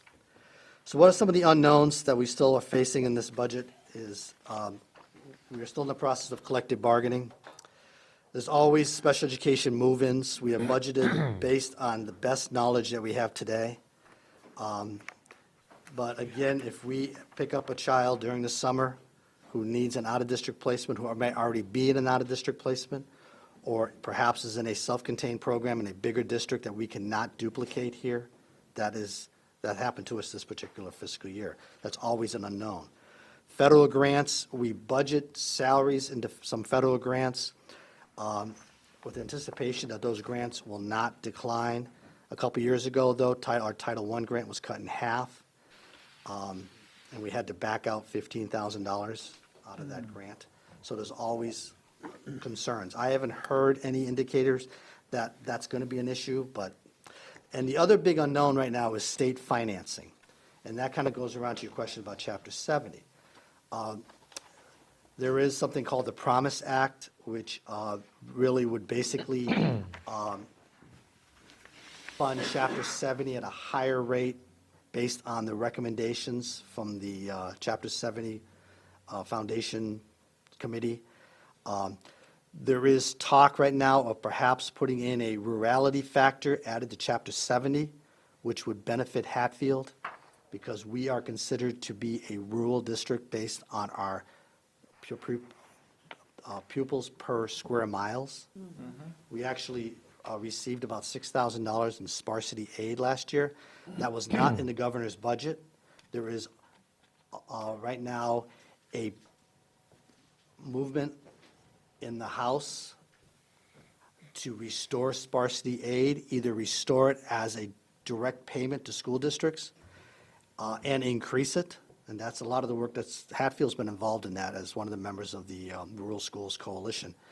And that would increase right now about $6,000. Looking at if we actually got what we're asking for, it would be closer to about $80,000 in sparsity aid. The rurality factor is a very similar type of thing, but that would build it into Chapter 70. A very similar type of thing, but it would guarantee it in Chapter 70. Now, I understand you're going to a meeting on Thursday. Brian, you're going to a meeting on Thursday? Yes, yeah. And what's that meeting about? The meeting's at the Collaborative to meet with some of the state legislators that are about these actual topics, the rural factor and the sparsity aid. So John's going to be there, I think, earlier in the afternoon, and then I'll be there later in the afternoon meeting with Rep. Sabadosa and some others that are really pushing this at the state level. Yeah, our local, we've been working very closely with our local lawmakers. Senator Comerford invited me out to Boston last Tuesday, along with Superintendent Andy McKenzie from Hadley and Superintendent from Gil Montague. And we addressed the Joint Committee on Education, and I focused primarily on Hatfield's and special education cost, and how our unique situation being a small rural school impacts us more than it would a larger district. So I think we were pretty effective, all three of us, in arguing the case. And there were two specific bills that we were there to address, and that was around the sparsity aid bill and then looking at making it part of Chapter 70. Right now, Chapter 70, where we are right now with the 884,416, that is an increase of about $48,000 from fiscal year 19. That request, what we are looking at for local appropriations, what I'd like to ask the committee to consider that as a starting point.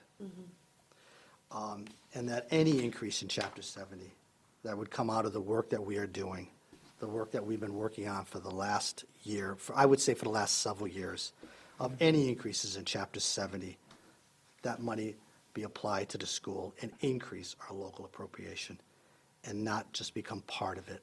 I would ask that for you to consider that, Okay. okay? Because that's really kind of what it's intended for. Right. And If there's an so the increase that you want us to hold to is the 168,758. I'm asking you to But consider, beyond that. I'm asking you to consider that as a starting place for for the increase in local appropriations, and anything that's added to Chapter 70 beyond the figure that I gave you tonight would go to the schools. that go to schools. And that we not get frozen, that isn't, that's a starting place. And can I clarify, this is essentially a level services budget. Is that a fair statement? Yes, that's a fair statement, absolutely, with the exception of what I went through, with some of the With the reductions. exception of what? Some of the things I went through, with the reduction of the drama teacher. Yeah, right, and, right. Yeah, and a few of the Okay. changes in the paraprofessionals and so forth, yeah. But no new programs are being added? No, we are adding a teacher, but we are also eliminating a teacher. I want to be Right. clear on that, too. So the overall number of teachers we have at the elementary school will stay the same. So if you're adding a teacher, you obviously have students that need to be taught, so. And you don't think the elimination of the drama teacher is going to scare away any of our school choice people?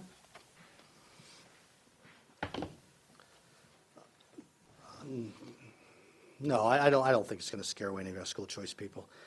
We're going to keep the musical. I think Right. that's a big, and huge. I've had a couple parents who have reached out to me because the drama program has made a big difference in their kids' lives. And what I've assured them is that, number one, the teacher is leaving. And she's a wonderful, she's actually, and I want to be clear why she's leaving too. She's I don't think she'd mind me sharing this. She works part-time at Smith College. She was offered full-time at Smith College. And she actually came to me and she asked how she could remain at Smith Academy. So she's going to continue doing our high school music program. So she'll be there 2 days a week, continuing doing the high school chorus as well as our chorus director. We are looking at how we can continue the chorus program in the middle school, perhaps. We might be able to actually do that with some other staff who may be interested in doing that kind of work during an X period. We have these X blocks at Smith Academy. And then I do want to look at ways that perhaps we can still continue tying the drama in with the musical and looking at ways that we might be able to continue some type of musical, some kind of drama program at Smith Academy. I want to explore, because I have seen some things out there recently in the Gazette about some nonprofits that are doing some of those works in schools, and so I want to have. Like Enchanted Circle, do they do that? I don't want to say too much because I'm Okay. still looking at different things, but there are some ones out there. Yeah. So John, I'm going to go back because I know we'll get asked, or you'll get asked on town floor. We're using over $1 million in school choice. Huh? 1.3 something, 3, 4, 5. Yeah. So can you just talk about that a little bit? Are we okay are you okay once you use all that money? There's still enough money, because I know you don't overspend that, but it feels like it's getting close. It's getting very, very close. Okay. It's getting very close. We don't really have a big reserve like years ago. I know, we had that reserve. Right. That's been eaten up, and that's been eaten up primarily because of special education. We have Right. not gone back to the town for special education. We have absorbed it. This has been our stabilization fund, Right. really. And we were actually in pretty good shape, I think, up until this particular year. We got hit with kids that moved into the district that we had to provide for. Right. And that's really a lot of what I talked with, when I went out last Tuesday, I really emphasized that is how that can be devastating to a small district. And it's not factored into it's not factored into circuit breaker, Right. particularly because of the transportation costs, which sometimes can be almost as much as the tuitions. We get nothing in reimbursement for transportation, nothing. It's not considered a special ed service as all the other type of things are, when it is, in my opinion, a related service, because you can't provide anything if you can't get the student to the Right. school. So that's, we are looking at that. We're looking at, always we're looking at ways that we might be able to, we've even had conversations with our neighboring districts about sharing some of these transportations, and that may be something we might be able to do down the road. If we have similar kids going to the same programs, we'll just, we'll drive them and get some money reimbursed from our districts or whatever. We'll figure it out. But Right. but that's a big part of what's happening right now with school choice. I'm also part of what we're looking at with when we close out fiscal year 18 and we reconcile fiscal year 19 is to get a really good handle. I think I can't tell you 100% that I know what we'll have going forward. I have a good idea, but I want to confirm those numbers with Justin because we pay a lot of things out of school choice, and I just want to make sure that everything is getting assigned correctly. Right. So, yeah, that's why I dare not commit anything more than what we've already committed to school choice. And I'm not asking And I don't you see to the, commit. and on that, the school committee has really stopped putting any capital projects or anything like that towards school choice Right. within the last year because we've had to use it to offset the operating budget. So I had one more question. When I had a conversation with Phil last week or whatever, and maybe he talked about there's a possibility that you might need another van or for transportation, or should I not ask the question? I haven't had a chance to talk to Phil about, but we do have a student that will probably starting next year, need a wheelchair van. So my question with Phil is, as far as right now, we have 2 vans that we are leasing. My Right. understanding is, and if one of those could be swapped out or so for a wheelchair accessible van. So we're exploring that right now, Okay. what's going to happen with that. I don't have an answer yet because we haven't had a chance to really touch base on that yet. Yeah, and I would just be interested. I mean, is that something that we can hire out, that, do the busing companies have a wheelchair van, or, I know my daughter works with some wheelchair kids up in Bernardston, and the parents end up Yeah. doing the transportation, so that's why I asked. It's something we could certainly contract out for.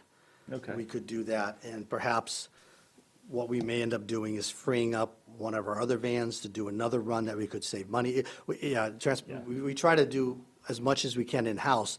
We do have the 2 vans, and we do our preschool run right now. We do that in-house. And we actually have one of our preschool paras who got her 7D license. Oh. And then we have another individual has a 7D license that drives another one of our runs.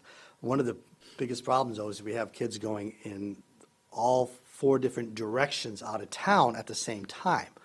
So it's very difficult to combine routes and be able to do things in-house. So we've had to contract out for some of those runs. So we try to put it all together so that we'll get all the kids to school and do it as efficiently and as cost-effective as possible. But I have not had a chance to really talk yet. I know we've been going back with emails today as far as where we are with that, with the wheelchair. But we won't. That would be but we don't- next year, that's not for 2020? Or it is for the 2020? It would be for next school year, so that's This fiscal fall. year 2020. 2020 budget this Yep. year? Yeah, Okay, yeah. yeah, so, Advertising for school so choice? We are advertising for school choice, yeah. We've got quite a few applications, and we're pretty much on par where we've been in past years. Good. I'll be talking with the school committee at their meeting on April 30th. We have a meeting, is that correct? Yep. And at that point, I'll be filling, because our lottery, I believe, is in early May. Yeah, we are, Isn't there a potential downside that if we get too many students for a particular grade, we might end up having to hire another teacher? well, we try not to do that. Try not to We- do we- that. we- We look at where we Can you? have, we look at where we have empty seats. Okay. So we yeah. only Right. offer that. Yeah, because that is a potential, and I think I might have skipped, did I include enrollment figures in here? Did I not include that this I time didn't around? see enrollment Okay, figures, I but have in the past, I apologize, I didn't include that in there. that's okay. But we're about 144 of our out of the, we're about 400, and I'm going off the top of my head, about 435 total students in the district, about 144 of them are school choice. So we're about 1/3 almost school choice. Okay. If I'm doing that math correctly in my head here, about 1/3. Yeah. Yeah. Okay. Yeah, so we average about 2 teachers per grade. That's Right. what we've done for a long time. And, so the thing about it is that most of our school choice kids that apply at certain grade levels, and they apply in kindergarten primarily. So if we have made a decision that we were going to go away from school choice, it would have to be looking at kindergarten. And I think right now, if we did not open up school choice in kindergarten, we would have a kindergarten class of probably around 19 students. And, that's manageable, but I think that's a little bit higher than what we used to. That's a little bit higher than what we used to. And the thing about it is that you never know what's going to happen over the summer, and that 19 could turn into 22 kids easily. Right. Yeah, so, whereas we look like we may have smaller classes because we split that, Across the street. Also, you eliminate flexibility. yeah. I mean, once you get down to one class, I know, it's. that's all you can do. That's That's yeah, it. but it's, yeah. Yeah. Okay. Does changing preschool, reducing preschool affect revenue? Yes. Yeah. Well, we try to run our preschools. But there's not demand, is that the issue? We are lucky that there are no, at least last I knew, there were no Hatfield parents turned away by having only one preschool this year. That was, yeah. Whereas if we ran a second preschool, we would actually probably not have enough students to really maintain it. We'd be opening up out of Hatfields, for people out of town. And that opens up another whole complication, quite honestly, running a preschool for non-Hatfield. It gets complicated. Right. So, yeah, so we've been able to accommodate all of the Hatfield parents that have applied. At least that's, last I knew. Okay. Any other questions for John? No, I just want to, it's obvious how many hats John wears, so. Does a great job. He does a great job, so thank you for presenting all that information and all your grant writing, snow removal, custodial services and everything else that you do. Bus driving, so, yeah. So I just wanted to thank you publicly, John. So our plan, or as of last week, is we will meet next week. We will probably meet the following week. We'll meet until we're ready to put a budget together. And so, anyway, that's for you and everyone. I would encourage people to stay tuned and come if you can. So your meeting our meeting on the 30th is a conflict with the school committee meeting? Yeah, we can. And our we'll public talk about hearing that on the tonight. budget. We Okay. can get All that. right. We can maneuver that. Yeah, right. no problem. We don't want to. That's our public hearing. So Yeah, we no, got- don't want to. Brian, you. our public hearing's in March, in May, actually.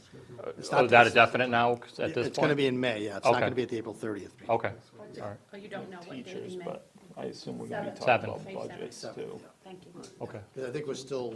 Yeah, depending where the, yeah. Yeah, Well, it's the May meeting. I know that. right. I'd have to check my calendar. Yeah, yeah. Okay. Okay, thank you very much. Thanks, John. Thanks, John. Kathy. Thank you, Kathy. You have a question? Okay, so Cindy has. I guess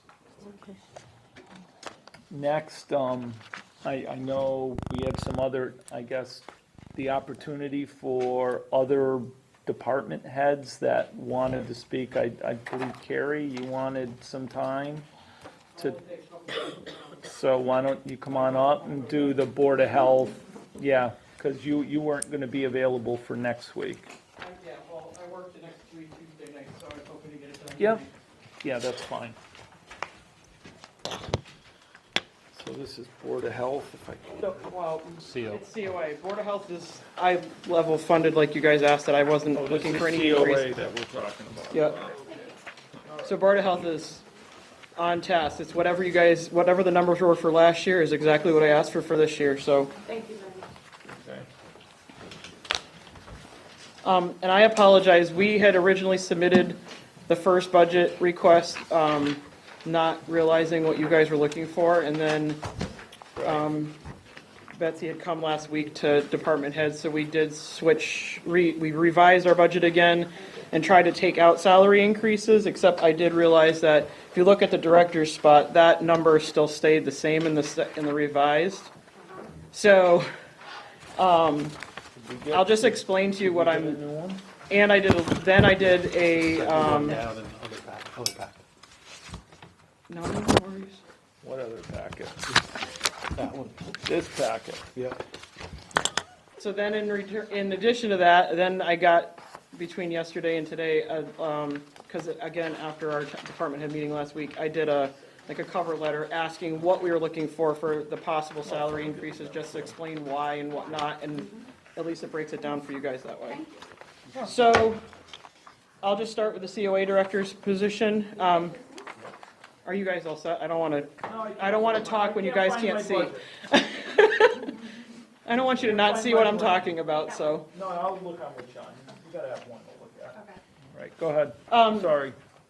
So our increases, the only place we're looking for, obviously, is in salaries. The COA directors, we've discussed this for years now. I've done some research between Hampshire and Franklin County, and based on trying to find other towns of what they're paying their directors, we're still, the 2550 request is the lowest, like even under what the average is for other towns that have what we offer for services and so on, with a 40-hour-a-week director based between Franklin and Hampshire County. I spent a lot of time actually looking up their pay rates, because I stopped comparing us to Hadley for the fact that Hadley, obviously, one, has about 2,000 more residents, but they also have a very large commercial revenue.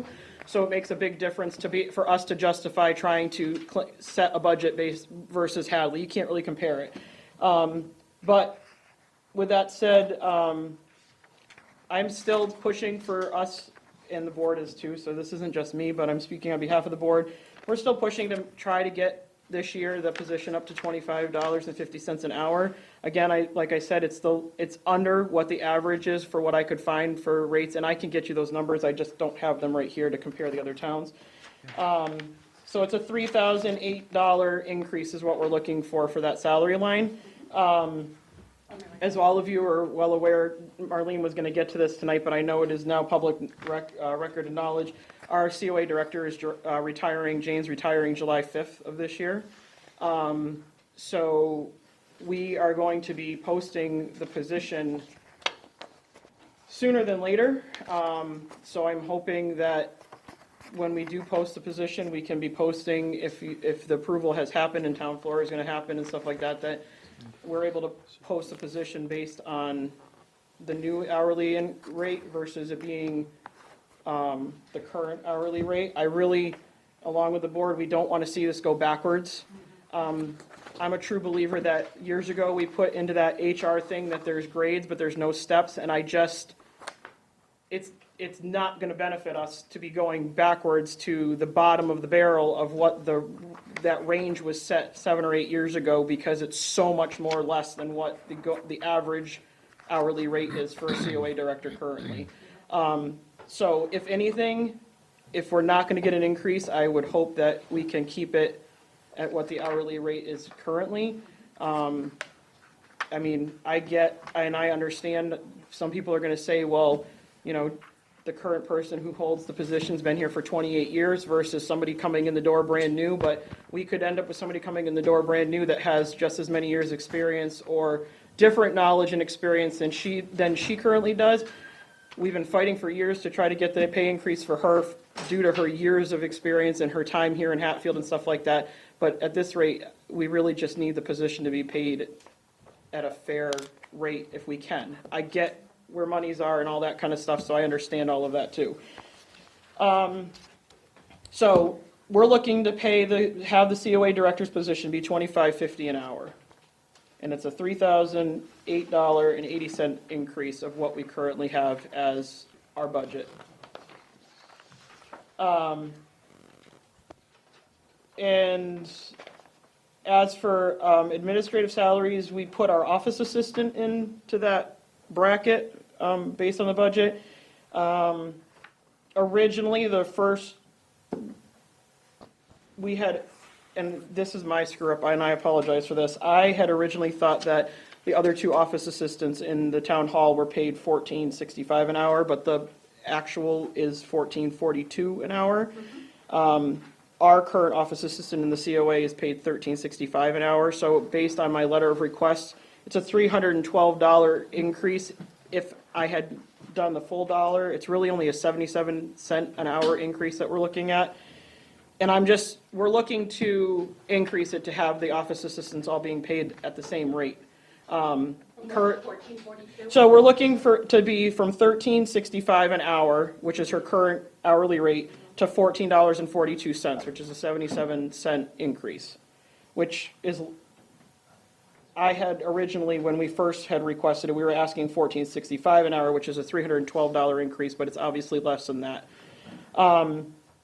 With that said, our office assistant currently covers the office when the COA director is not there. She's in the office also doing stuff when the director is there. So in comparison to putting that with the, in the secretary's office with the current office assistant, she's actually labeled as secretary, but her position is the same thing. She runs the secretary's office by herself, or she does it under the executive assistant currently. So I, along with the board, feel that the pay should be at the same level. We shouldn't have all these people fluctuating all over the space with the same job criteria. And then, again, back to the original budget, we had requested a van driver's increase, but now all we're asking for is under our current budget line, which was for 19 is $37,072.82. We have a little extra at the end of the year usually, and it's all dependent on our transportation levels. Everything's different every month. What we're asking for is there's about $4,000 difference at the end of the year sometimes, and we're looking to increase our that 25-hour plus position to be put to $15 an hour, which the money is in the budget to do so. So we're just looking for approval from the Selectmen and the Finance Committee to make the hourly change for that one person. What are they getting paid now an hour? 13. No, that's the part-time position. What's No, there's no full-time driver. He's paid the same hourly rate as our part-time guys are. Yep.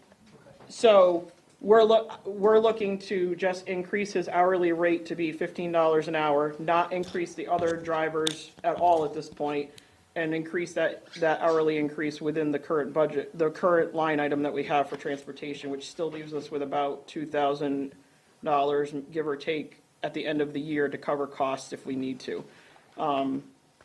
So our board had voted to make that increase. Obviously, we have to have your approval to do so, but I would hope, since we're not really asking for any more money, that we could do that. He's responsible for doing all of our training for any new drivers.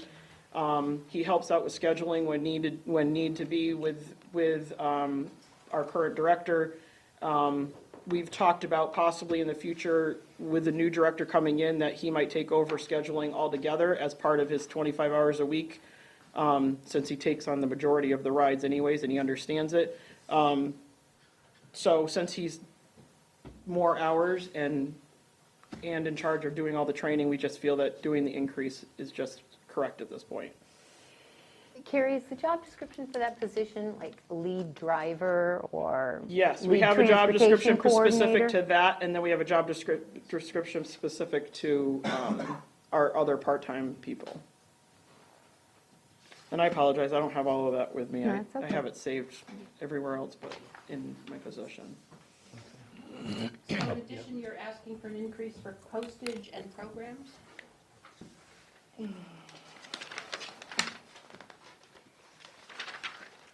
Well, yeah, so postage,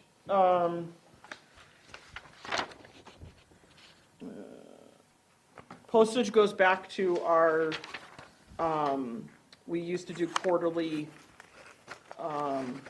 newsletters to all the seniors, which really gets a lot of our information out there about all of our programs, anything that we get for information that's specific to seniors that they may need and stuff like that. But we had to do a reduction, obviously, last year, so we're just looking to go back to that. We did do a letter 3 times this past year, but I'll be honest, the amount of information that comes out quarterly is a lot. So to do our letters 3 times a year, sometimes things are missed or we can't get information out. So we really would like to go back to doing our quarterly letter, which obviously then increases postage and stamps. I believe, if I'm correct, and correct me if I'm wrong, I'm pretty sure stamps went up again. So Postage did, yeah. either way, if we do just the 3 times, we still have to have, we're not gonna have enough money with what we currently have to do 3 times a year. And our senior count went up. The amount of seniors we have in town went up to 1,196 people, I think is what I put in the letter, and we had 1,162 last year. So we've increased a good amount of seniors. And program, I'm just running through all the things. Sure, that have absolutely. increased. Programs. That's the next line down, $100.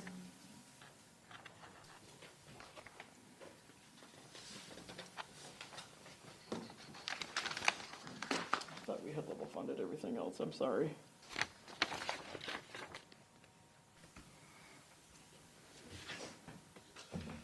I gotta be honest with you, I don't know off the top of my head. Okay. I thought we had level funded everything else, the only increases we were looking at was the salaries. And Well, dues there's and the membership. dues and. Dues and memberships, that is set based off of, the MCOA and stuff, those come from the state, so that's an increase that we can't control. Okay. So that did increase. Good information. Do you have a calendar for COA that gets put out, like a schedule or whatever? Like a monthly one? Yeah. I mean, yeah, Jane posts a lot of stuff downstairs and whatnot. So the information's there, but we don't do any kind of mailing or anything like that for people. And honestly, what I would love to see in the future, just because so many people, truthfully, of all ages now use the internet a lot more, is that we could possibly look towards putting something on that goes like on the town, that links to the COA on the town website, and use those other options for us to get information out there for those that do use not social media, but the internet world, I guess. You don't have a COA Facebook page? No, I don't. And I gotta be honest, I don't wanna have one. Carrie, do you know what percentage of these 1,196 people over 60 use the COA services? Do you have any way of keeping track of that? I can tell you, I could find that number out for you. I don't know it off the top of my head.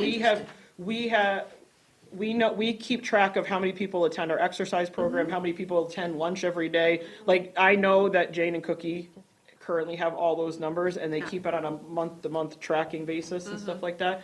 I know last year we printed it out and gave it to you, and I can get that to Marlene, and they can forward Can you that. guess a percentage? Is it? I You can't, can't. honestly. Okay. I don't know.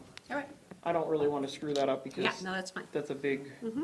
On average, we're averaging anywhere from 25 to 30 people for our exercise program 3 days a week, which is substantially more than what we were before. Our lunch program has increased. Highland Valley has done a tremendous job with offering an alternative meal now, so it's not just the set meal that they pick.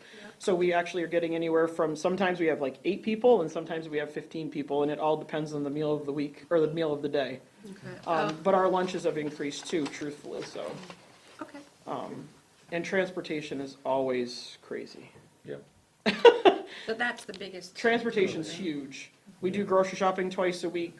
The amount of doctor's appointments and people coming for lunch and stuff like that, I mean, it's just, they're nonstop from before 8 o'clock in the morning until 4 or 5 o'clock at night, depending. Thank you, Carrie. Any other questions? Nope. Oh, thank you. Okay, thank you you. very much, appreciate it. Thank you, Carrie. And congratulations to Jane on her, now Yeah, that I it's did out not there. know she was retiring. Yeah, on the official retirement. Can we just take 5? Yes. Are we okay? Take 5, John. Just quick 5. We're going to go back to the Finance Committee. All right, That was the question. And I talked to the fire chief. so we're back in session. We've got Phil, the DPW director, got a couple of questions. And I want to start with the vehicle lease. Right now, I think that line item is 166,000. Do I have that right? $160,700. And can you tell us, is that all vehicle, that's all, is there anything new that's part of that $160,700? Or is it all prior year leases? All prior leases. There's nothing new added to that. Okay. I have a little, I'll just hand it out. Okay. You wanted to know if a new ambulance could be, isn't it? Well, and we'll talk about that, and then, Paul, I think on the capital plan, don't we have isn't a new COA van part of? The request. That's a request that's on there. And so, yeah, you're right. So when we were talking last week, we were trying to figure out what's going on, what's coming off. And whether there was any room. To reduce Well, that number, right? if I may, maybe the question is what's coming off, anything? Well, as you can see here on the first page, so we have two current leases. Right. So this July, there's a $127,000 payment to the existing lease. And then the other one doesn't end until July 15th of 2022. Okay. So you cannot reduce that number. The Because 31,000. that's the second lease. There's two leases. So on the first lease, so that we'll be done with the first lease? The first lease, the last payment is July 2019. So what vehicles make up the first lease? So you have the next sheet, you have it. So this is the current sheet. Bill, do you have extra copies of I that? do, I have them in my office. Do you guys have this? So the lease that's up in the last payment of 2019 has all the first sheet of payments of vehicles. Yeah. That's the first lease. Yeah. So once we pay that, all these things will be paid off. Will be ours, Will be ours. yes. And so if we elect not to buy anything else next year, there's no additional payments. 200, well, there's the 31,000. It's a 31,000. Yes, there's Going still to 2021. 31,000. That won't be up to 2022. The second one is, next, this one goes to 2021. No, the first one, because if you're gonna make the payment 7/1/19, that's fiscal year 20. 20. Yeah, I understand. Okay. Right, so you'd have to, then 2021, Is when 120 you'd have something to break. thousand would come up. Would come off. Right, right. and then. That's what I'm- that's what I'm- 30,000 would come off in Yes, 2022. 2023. 2023. Yeah. Okay. So was not our question whether an ambulance could be leased? So if we lease an ambulance, that's an additional $50,000. And I know we'll talk about other possibilities, but that would be a separate lease. Correct. And on this year's capital plan, Paul, correct me, is a COA van? Yeah, No? I will say no, and the only reason I'm saying that is And it's because, not on there.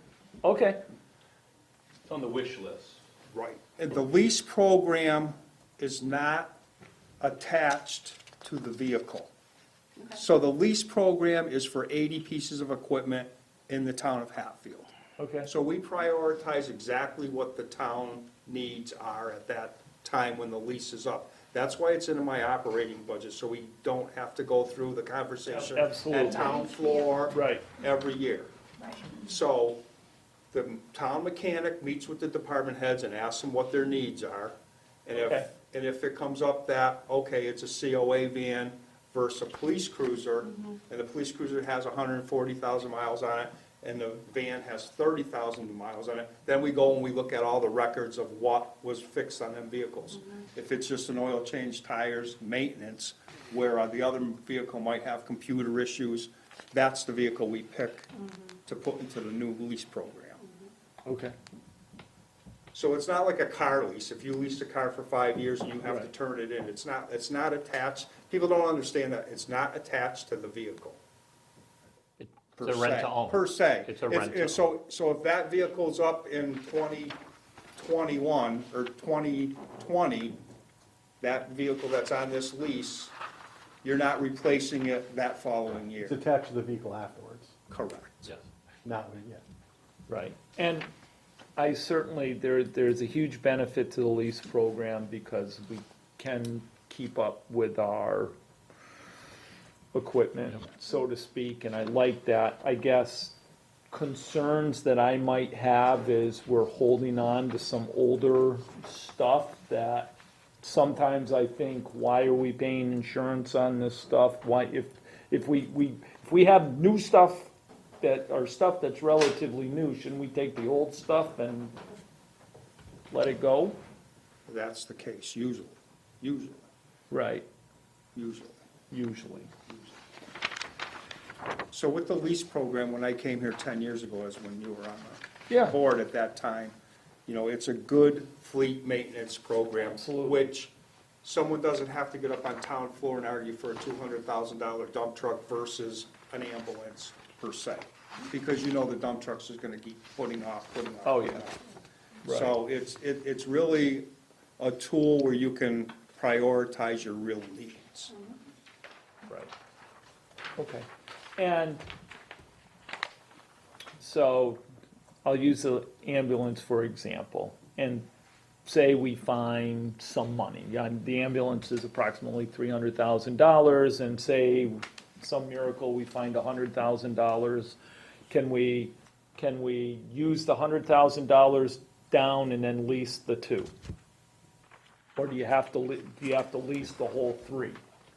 It's a good question. We've never been in that position where we could do that. I mean, it's Down payment? something I could ask.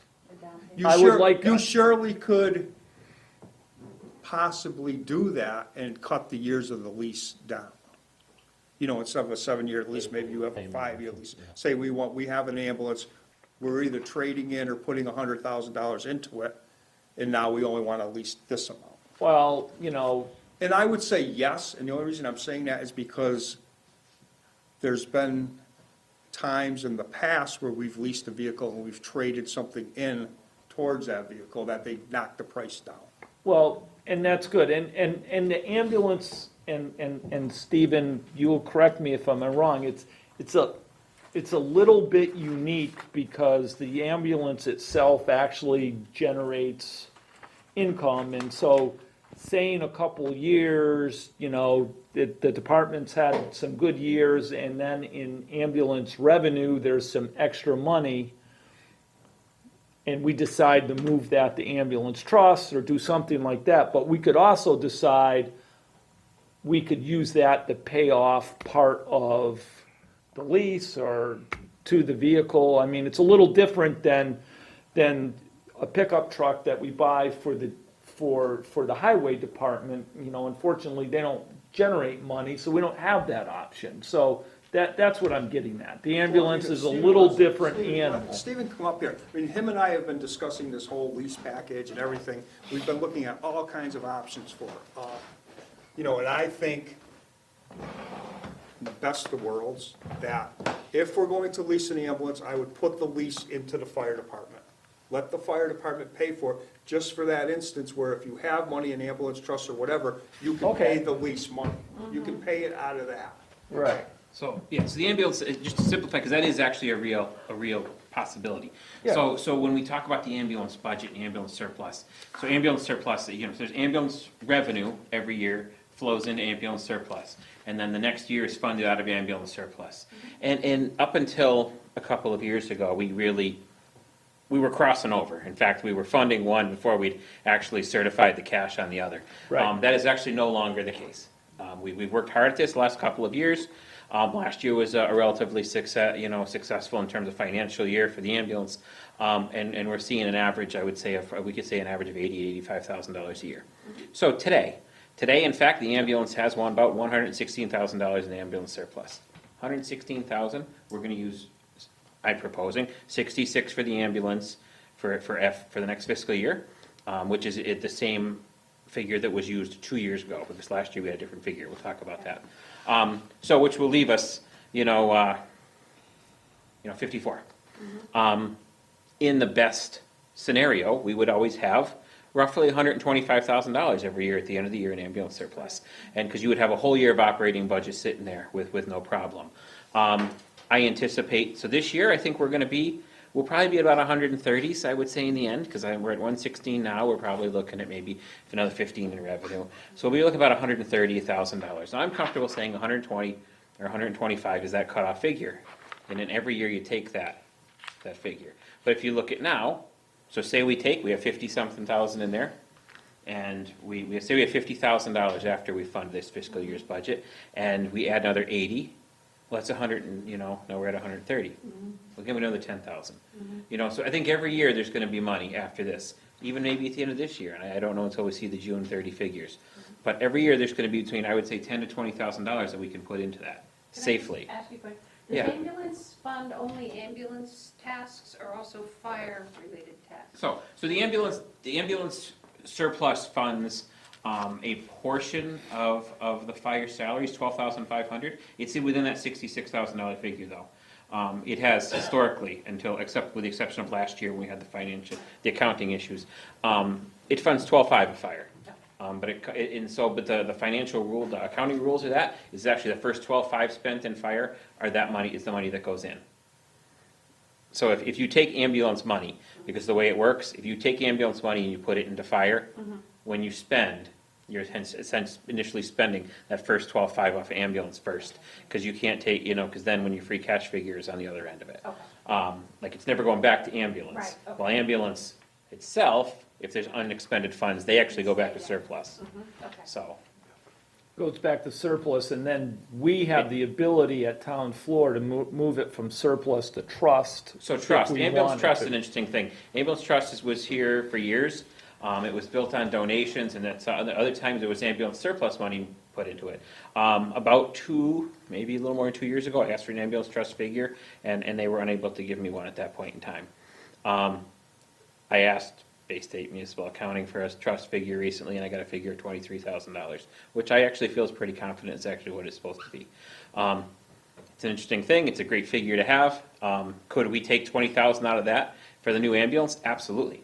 We could take 23, but it's probably not a great idea. But we could take 20 out of that. Right, Absolutely. that's what it's there for. for. And Right. then 2 years ago, I will tell you, I couldn't get that figure. I was told, I don't know, we don't know, we're looking. And it went to the back burner in areas. But $20,000 now, we're only talking, we're talking 280, 285. When I look at my budget, if we are able to fund 66, which we are, I build into my budget every year some small capital stuff to replace a stretcher, backboards, a stair chair, things like that, things that might cost me a couple $1,000s. I could offset my needs in the ambulance, the radio needs probably, or some of them, with probably $5,000 or $6,000 out of that. So now I'm talking only about 280 is what we're looking at for a figure. And then every year, can I supplement a loan? I think we could. Somewhere between $10,000 and $20,000. How much exactly? We would know every year about this time of year. I would say this year we actually might be in the range to supplement 10. So I'm But we sort won't of- really know that until next. Well, we'll have a good idea soon. I will tell you, once we get into May, April, once you get Right. all of April revenue, I'm at 116 now. 120 was our cutoff. Right. And what I don't expend in my budget. Well, this budget's tight, but Right. we're not that far from it. I Right. can tell you that. So the revenue is about 120 to 125,000? Revenue is about 80, 85. Oh, okay. But we always have, so like right now we had 40 that came from the special town meeting, that came from the accounting issues, moved back in. And so revenue's about 85, but if you only fund 60, and you have a little extra every year, if you only need 60, Yeah. 66, and we're bringing in 85, 86, we're bringing in 20, over 20 every year. Right. Once we establish, it was gonna take us some time, we knew years ago, to get us to the point where ambulance surplus had 1 year of operating budget and 1 year of excess, of reserves, really. Right. And we're there, we're at 116 today. So there's a thing I don't understand, and it's between the two. So if you have $23,000 in your ambulance trust, Which can only be moved at town meeting. right, that could be put towards the lease, or you put towards purchasing an ambulance? It could get put towards anything as moved to town meeting, but I would think lease purchase either way, whatever you. And we were thinking It's of to leasing. acquire an ambulance. Yeah. Right. It's, We yeah. could put it towards the You could lease, put it or where- we could, if Phil finds out that, hey, we're gonna pay 20,000 down on this ambulance, then, you know, if the lease company says, yeah, that's fine, we'll just lease 280 or whatever that number is, we're okay, right? And, you know, our conversations have been that, what can the ambulance afford to pay on a lease yearly, annually? Yeah. Right? And then the rest of the town would have to supplement. Exactly. So if he's saying 10,000 a year, 10,000 to 20,000. I right? can't- So if yeah. he's saying 10,000 a year, now your Right. cost is only 40 Right. Right. Yep, no, Or 30. get it, or 30, Really, if you we know? right. Okay. Continue at this Okay. pace. That That's makes helpful. sense. Yeah. That's good, I mean, And Stephen, are you working full-time? Here? Yeah. Yes, so I'm Okay. working full-time hours. And are there additional full-time people in the No. fire department? You're the only one? No, I'm the only one. yeah, How many part-timers do you have? One, technically. the assistant chief. Yes. The 16 assistant hours a chief, week, so it's 16 not hours a technically, week. it's one, 16 hours a week. Right. And that's where I used to be the 16-hour-a-week person. Mm-hmm. And that's where the ambulance, and I used to be funded solely out of the ambulance. Mm-hmm. But because I do a majority of the ambulance management, we actually, that's why we moved, that's why a couple of years ago, we moved 12.5 into the, Yeah. yeah, Okay. 13, yeah, give or take, 12.5, 13. Could the ambulance trust be used for Jaws of Life? To support- So I don't think so. I don't think so, though I really, to be honest with Probably you, a not. lot of it's donation money for the purpose of the ambulance. There's a lot of them, yeah. It's a lot of it's donation for the purpose of to the ambulance. The only, yeah, so I wouldn't think it was, Technically, maybe, but. I wouldn't really mess with it. I really would Is it prefer. based People on- donated with the thought of this kind of Isn't that thing, Sort of. yeah. Very much related, but It's in the same spirit. It's in the same spirit, I don't know. What I do know is that if we're gonna move anything out of ambulance trust, it needs to be an article at town meeting, Thank you. because that is assuredly the only way that money moves. Yeah, absolutely, Okay.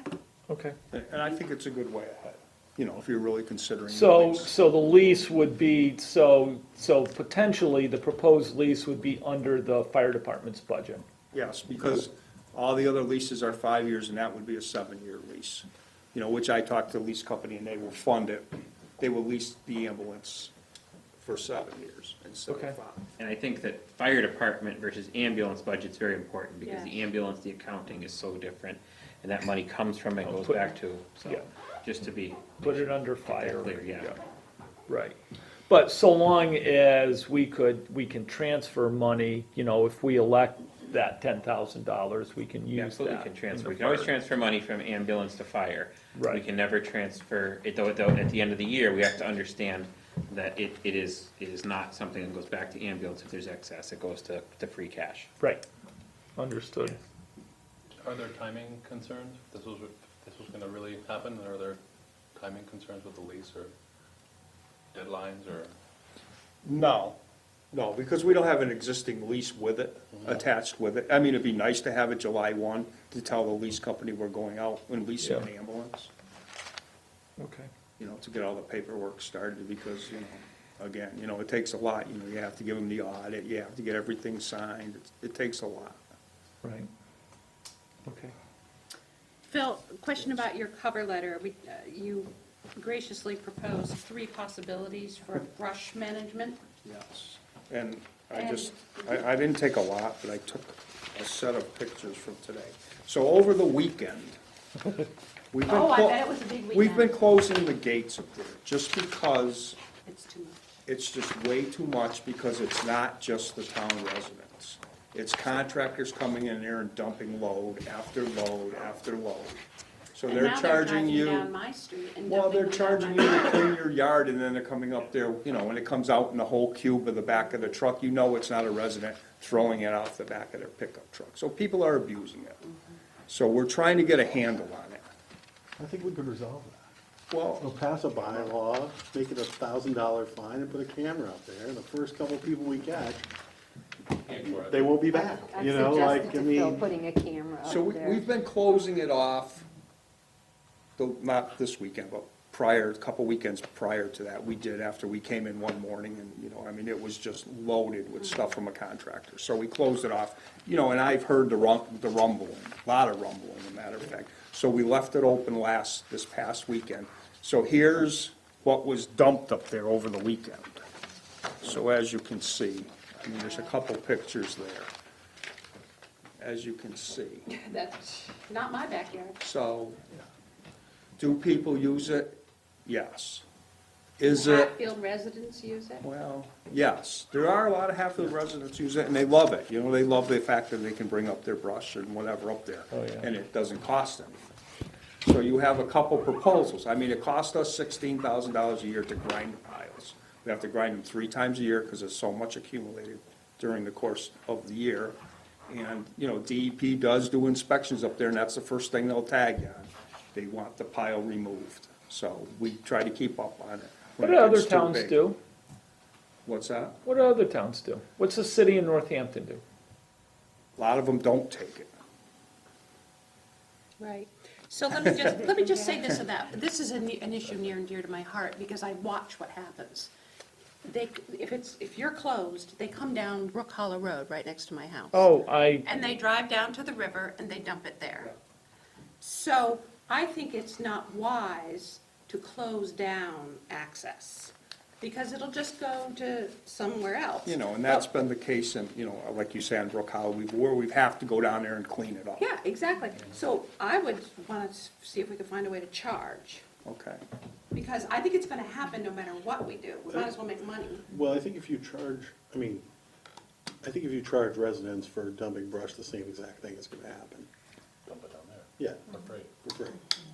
Okay, I'm gonna put up a toll gate at my house. No, I think you have I mean, to, there's I think 100 other the issue is that you have contractors in there who are essentially charging people to take away the brush and dumping it at the town for free, and they shouldn't be doing that. No, they And shouldn't. we just have to, you know, I think if we put a camera up down there, and we made them come clean it up. You know, the or- police have been pretty good. I mean, we'll go to the police chief and say, hey, you know, over the weekend this happened. So they'll put somebody up there to watch it, Yeah. and we've caught some people. Yeah. You know, where we've thrown them out, and, you know, the next time they're gonna arrest them or fine them or whatever. But the only problem is that, you know, I understand all the concerns about dumping brush, and it's nice to have the residents do it.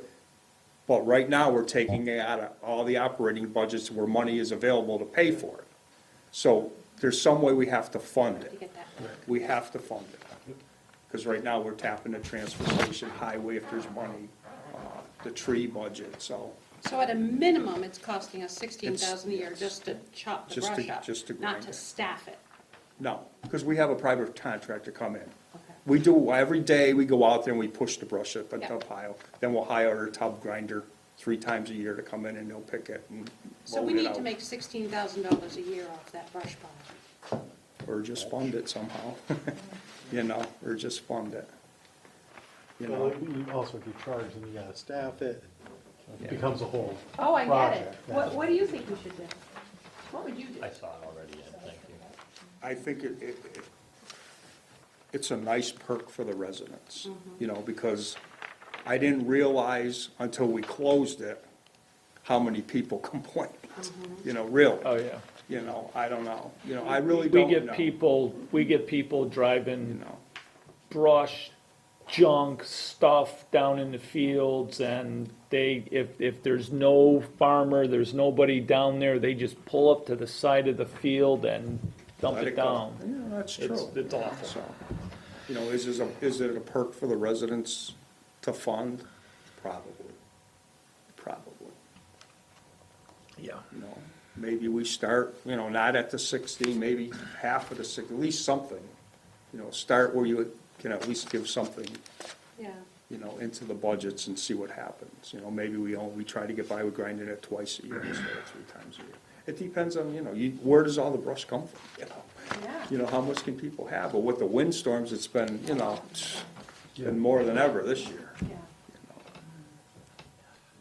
So you think it's a nice perk for the residents, people complain when they don't have access to it. Absolutely. If we shut it down, the contractors just go elsewhere in our town. Maybe. Right. I mean, certainly, people are gonna go, I mean, if you don't have a choice, you're gonna go elsewhere, right? You know, and I think the best way to police it is through the residents. You know, if a resident sees a contractor dumping down there, take their number, take their plate number. Right. At least we have something to go on, and that's exactly what happened. He said, how come he's dumping here? And he says, here's the guy's, had the name on the side of his truck. Okay. You know, so we gave it to the police and he went over there, you know, Right. so. Yeah, because he's probably charging somebody to pick up the stuff, and then he's, Absolutely, absolutely.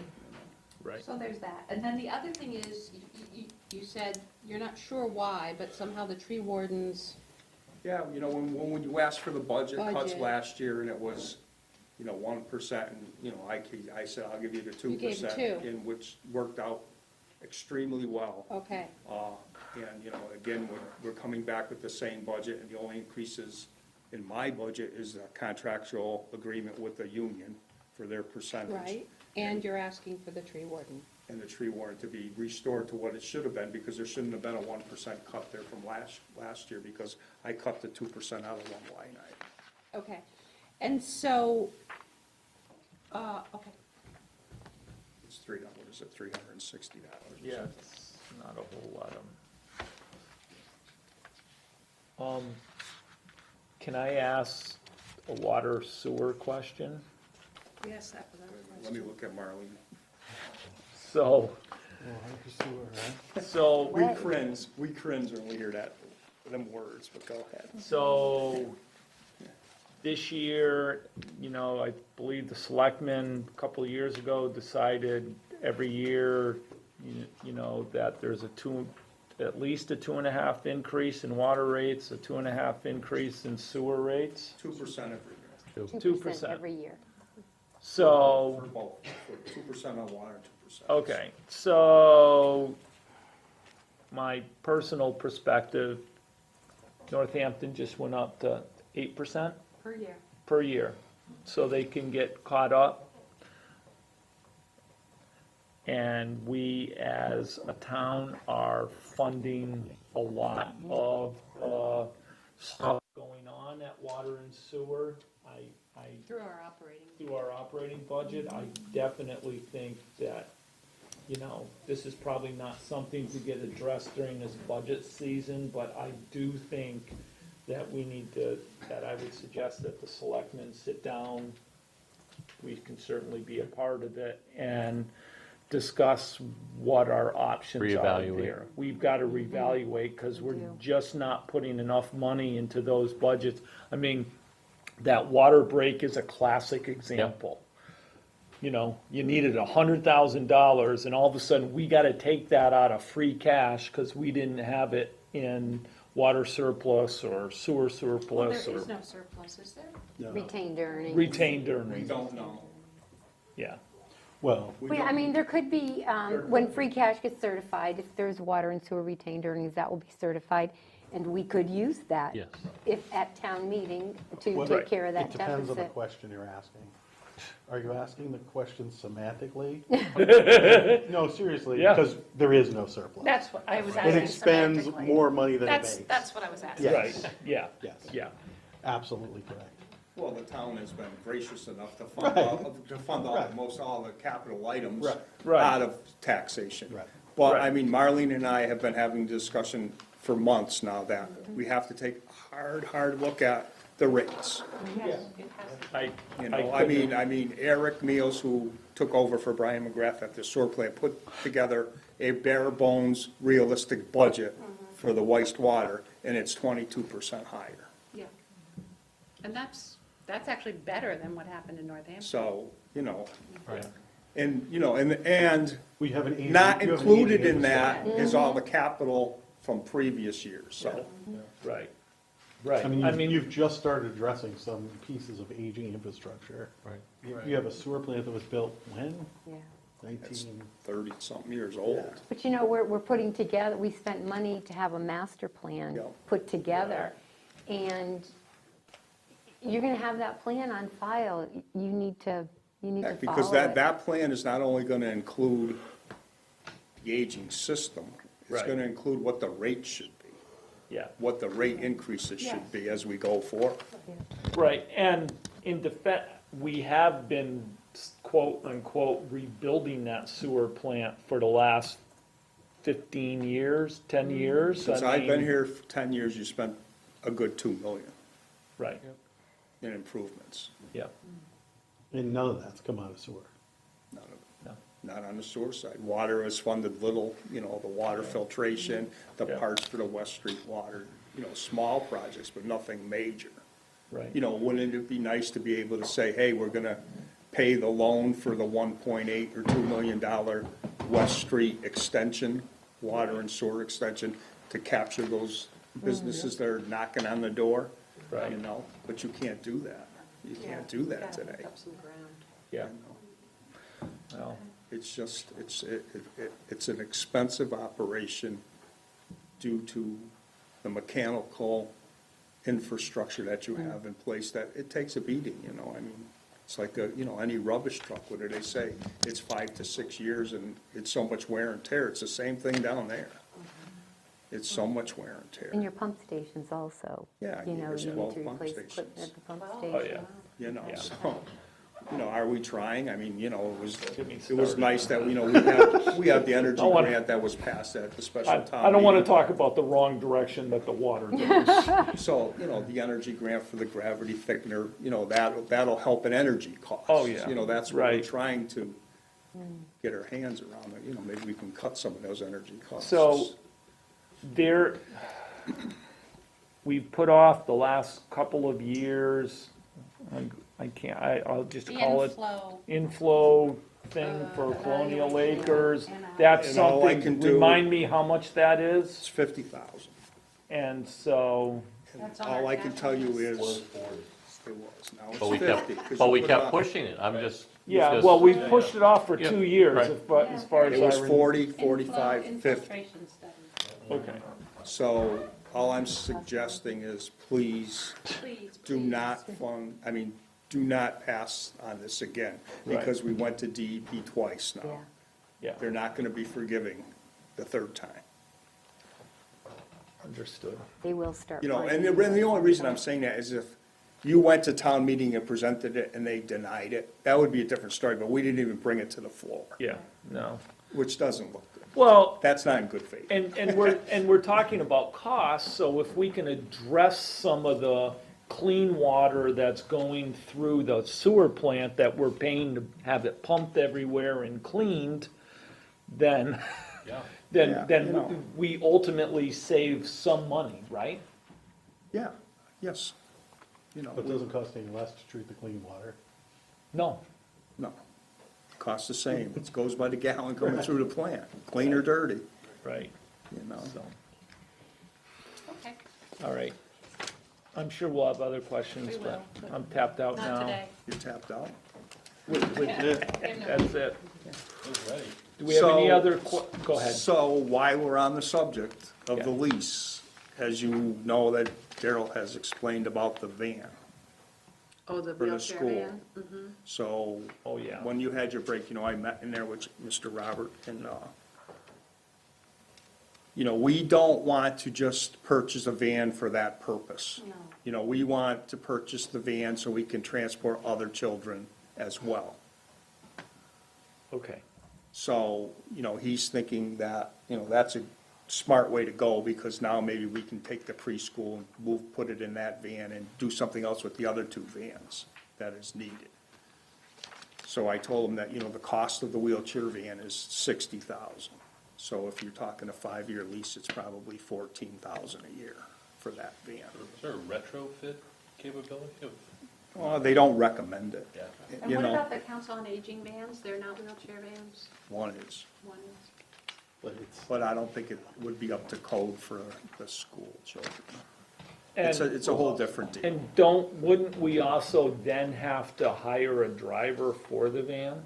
I don't think so. I think there's enough drivers over there. Same class license, I believe. Yeah, all you need is a 7D, and they have 2 of them, so.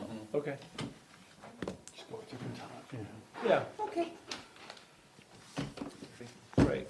So and I know we're in the early stages of that, so would the proposal be similar to what we're talking about with an ambulance, that it would be in the school budget, or would it be under You your could budget? put it in the school budget. We have all the other vans in No, there. keep So that's fine, but so you can still add vehicles to the existing. I'm sure That's that my we have question. such a good rapport with this lease company that they would probably accept. No, that's fine. I didn't know if we were maxed out or something with the No. number of vehicles you had. Okay.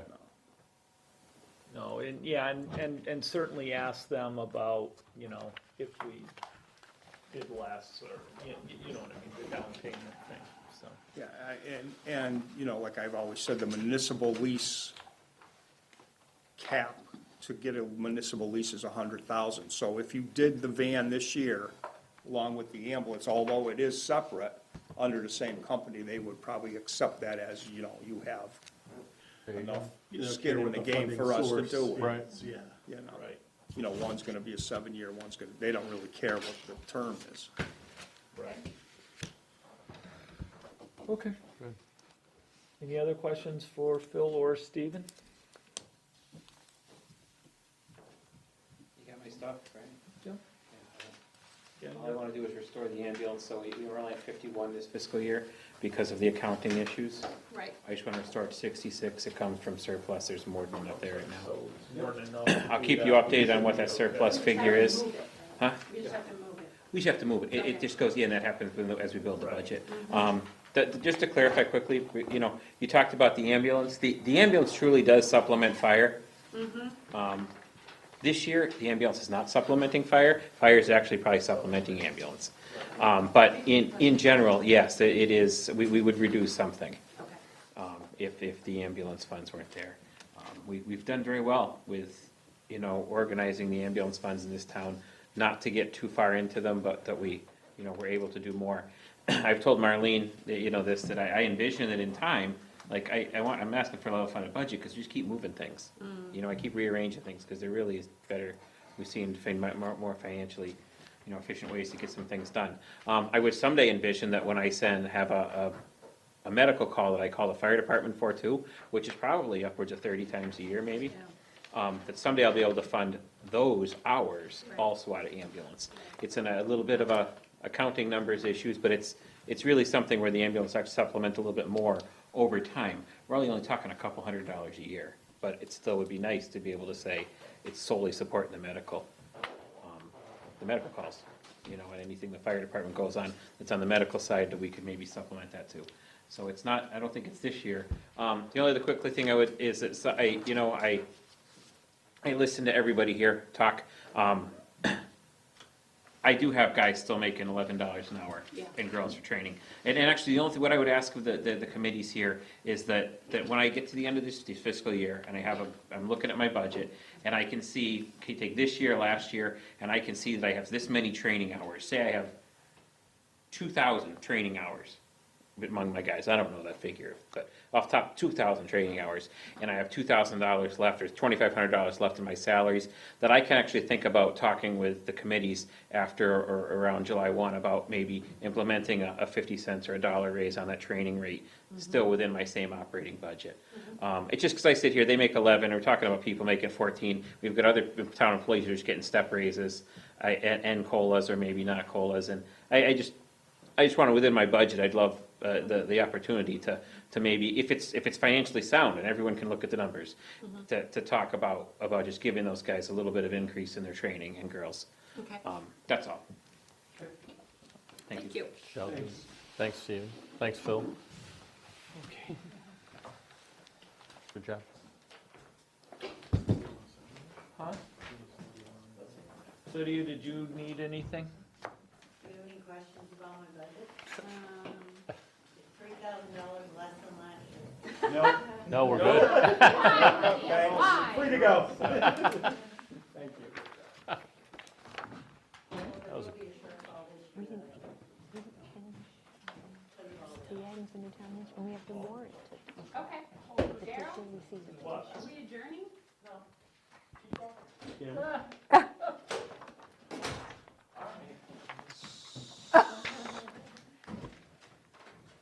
Nice try, Will.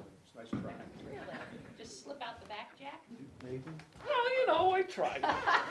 All right, so So we're meeting next Tuesday. we are meeting next Tuesday, so we're getting along in the budget cycle. We want to take some time to go over Marlene's budget. There's some things in her budget that we need to talk about.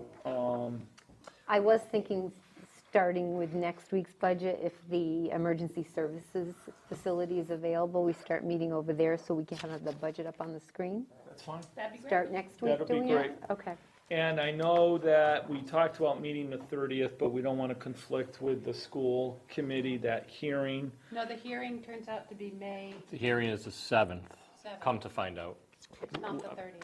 No. So the There's 7th still a was school me- committee meeting, but the it won't be the 7th hearing. Yeah, so, but you have a conflict on the 30th. Well, right, and the assumption is the hearing is probably going to be moved to the 7th because the feeling and- is we and probably we're- won't have the true, won't have the true numbers from the Finance Committee and the Board of Selectmen by the 30th. That's, so, We'll meet, We will okay. meet. We'll meet on the 30th and see where we are. and- Yes, that would be helpful if we can start inputting numbers and seeing what happens. Daryl, Yeah. will we amend your postings to deal with the? Yes, can you do If that? it's available, Yeah. waiting to find out. Yes, I just figured Oh. probably we'd start yeah. doing some things with the numbers. And our, What are we gonna do on the 30th, though? the 30th, we'll just meet here. We'll meet here on the 30th. The 23rd, we'll meet over there. And I would tentatively, We can, but we don't need the orders. yeah. It's just us. Oh, Yeah, and yeah, the 30th, hopefully us and Marlene, and then Sharon and okay. Edwina, and we can input some numbers, and then we should probably, I hate to say it, but probably the 7th, the week before. pick a different day, though? Yeah. That week? Yeah, we can. Yeah. Huh? If the Board of Selectmen were to meet the last week, just, so the 30th is not a good date. The 30th is not, no, Okay. it is not. Okay. And Nor and is the I- 7th. And the 7th, okay. And I can't do the 6th. Okay. Can you do 8 or 9? I can't do the 8th. You can't do the 8th. No. How about the 9th? I don't know. I gotta work. Let's do the 6th. I'll figure something out. Well, so what time would you meet on the 7th? What time are you meeting on the 7th? 6, Who is the, school committee, School. with the budget hearing. 7. We Can you could meet at start 7? 7 and, Yeah, I can do that. okay. let's do that. we can meet at 7 o'clock. Yeah. On Tuesday, the 7th. That'd be good, because I get it's Children's Mental Health Week, so I think. We're not doing the 6th. Okay, yeah, I'm okay. The 7th at 7. The 7th at 7. Thank you. And that's, it's good to plan these, hopefully. Yeah. We'll have an idea, and maybe by the 7th, we'll have an idea what free cash is, and, That would be nice. Yeah. Okay, so the 7th, finance at 7 PM. Selectmen can't meet earlier, okay. right. And the 30th, the 7th. finance committee. Well- Next week, we're both. We'll both meet next week, Okay. 6:30, 23rd. 6:30, 23rd, and, we'll go over more budgets if other departments want to talk Well, about we their asked- budget. And we asked the teachers, right, to. Oh, and we did ask the teachers if they wanted to come and talk about the insurance thing next week, that we would at least talk. So speaking of insurance, Oh, yeah. the town clerk's office received a petition to place an article on the warrant to increase the You're right. town's contribution of health insurance. So the petition was certified, and selectmen have a copy of that in their packet tonight. We're going to discuss the warrant articles and to cover that, the petition. Lydia has a question? Yes, Comment? it's not, the petition isn't to increase. What is it? It's to change Isn't the it rate. To give permission to the board. It's to adopt chapter, what was it, 32, section 7A, which enables the selectmen to go over 50%.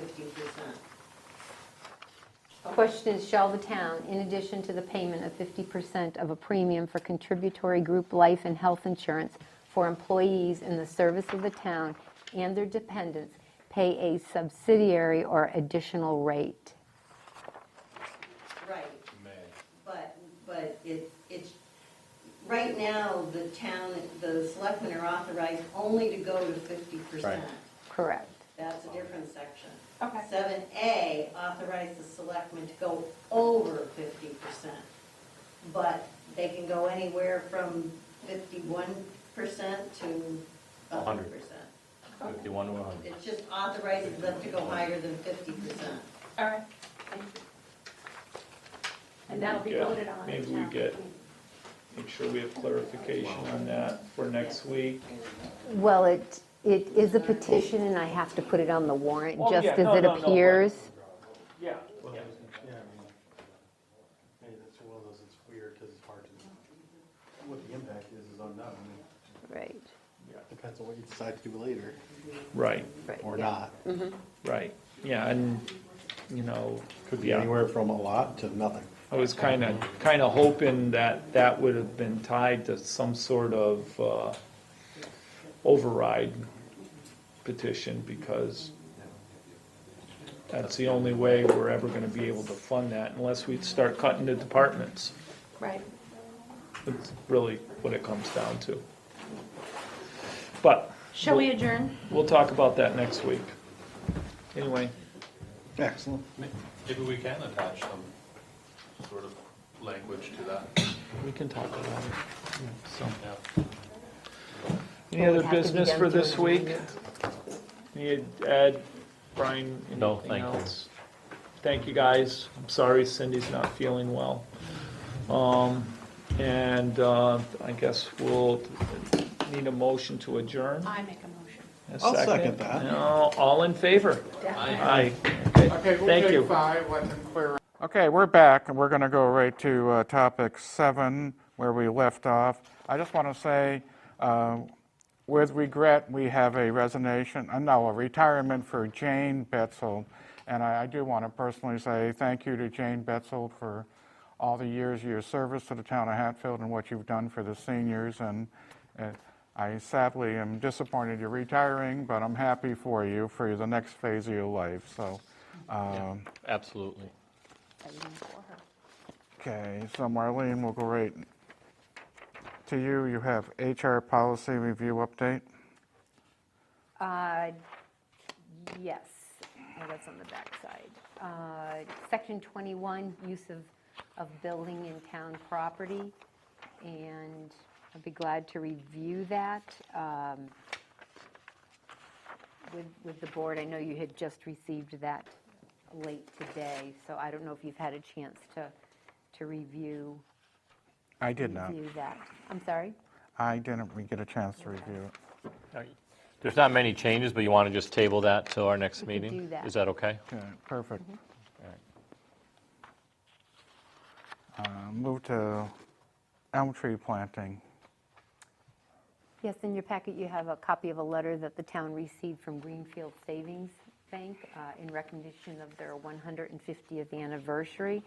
Yeah. They are offering a quincentennial elm tree.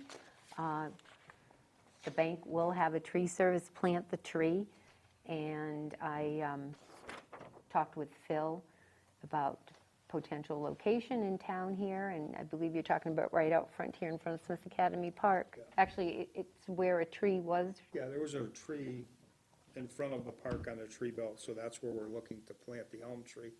I did contact Greenfield Savings after, Marlene had shared that information about the tree and, told them that we'd be honored to receive their gift.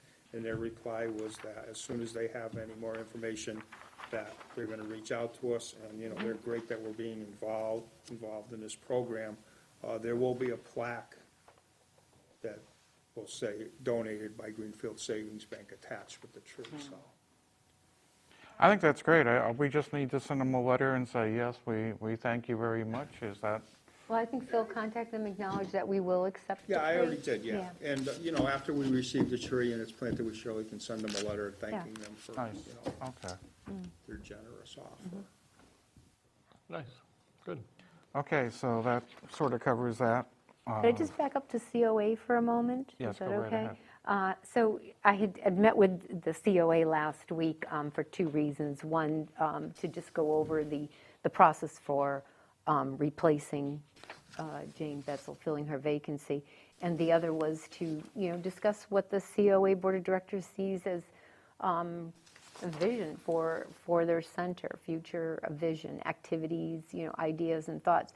So I'm putting some information together based on that discussion, and I'm going to have a follow-up meeting with them to review those items and then have,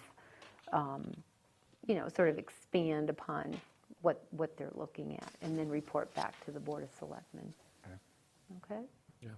And then Thank the you. only other thing in your packet is you have a task force. This was a state-appointed committee by the Governor's Commission to look at regional transportation, and the town is a participating member of the Franklin Regional Transit Authority. And it's an interesting report, and I just gave you a copy of the summary page and the introduction, but I am reading the entire report. It's how they can improve services, meet the needs of people that want to use Require, public yeah. transportation, and funding the cost. So I will get back to the board on Thank that you. as well. Okay. You have anything else? I don't. Okay, do you have anything? I do not. I know we're going to, the last topic 8, we're going to move the annual elections articles to the 23rd. So Cindy can be here because she unfortunately didn't feel Became good. ill, So. so, yeah. Okay, we'll do that on the We'll review 23rd. Yeah, that makes sense. And She you can be have here, a too. meeting time for the 23rd? We're going to meet earlier? Or? Yes, we'll meet earlier on the 23rd at 6 o'clock. Or Is that enough 5, time? whatever you want. I know we're meeting with finance at 6:30, 6:30. so why don't you guys see how if anything else gets added? I mean, 5:30 is fine too, but Okay. whatever you and Ed Business. think as you're putting the agenda together is fine. I'm certainly available that night, so. Okay. All right, And did we cover everything that you want to cover? That we have, yes, we did. we did. Then I'll make a motion to adjourn. I'll second that. All in favor? Aye. Okay, motion carries. Thanks, John. Have a good night. Thank you, everyone.